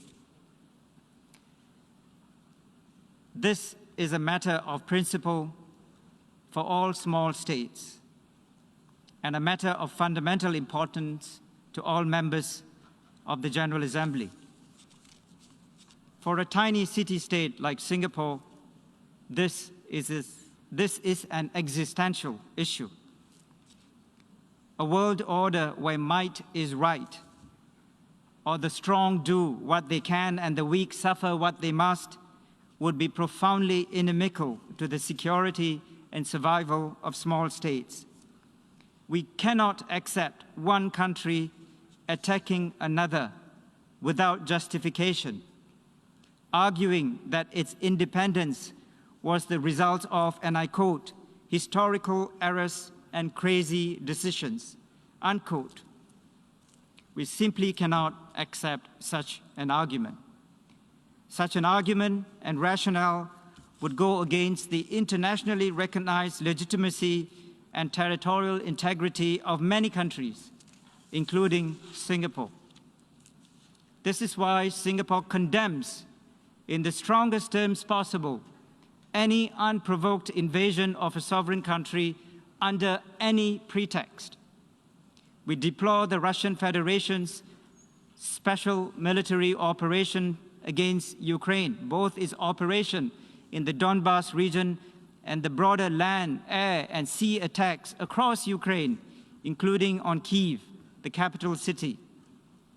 We also note with great sadness and regret reports of the growing number of casualties and the loss of many innocent lives as a result of this unjustified attack and act of war. We have taken note of the UN Humanitarian and Emergency Relief Coordinator's comments about the scale of the humanitarian assistance required to help those affected, and we call for safe and unhindered access for humanitarian assistance to Ukraine and all those in need. Mr. President, we reiterate that the sovereignty, political independence, and territorial integrity of all countries, including Ukraine, must be respected within its internationally recognized borders. The Secretary General of the United Nations has stated that he considers the actions of the Russian Federation to be a violation of the territorial integrity and sovereignty of Ukraine and inconsistent with the principles of the Charter of the United Nations. We agree with the Secretary General entirely. Let me repeat, we agree with the Secretary General entirely, and we support his call for the Russian Federation to withdraw all its troops from the territory of Ukraine and for the responsible actors to immediately cease all hostilities and prioritize diplomacy to address all issues peacefully in accordance with the UN Charter and international law. We also support the good officers of the UN Secretary General to be deployed in any way possible to facilitate diplomatic contacts and negotiations. Mr. President, let me conclude by saying that the world is watching us as we meet today in the General Assembly. As members of the General Assembly, we have to act swiftly, firmly, and with unity of purpose. Singapore is one of the main co-sponsors of the draft resolution that has been tabled for adoption in this General Assembly. Singapore will not hesitate to vote yes on this draft resolution. Singapore will always vote to uphold the principles of the UN Charter and to uphold international law. And I would like to urge all members of the General Assembly to vote yes for this resolution. And distinguished delegates, this resolution is not about taking sides. It is about upholding international law and the principles of the UN Charter. The United Nations, distinguished delegates, is being tested today.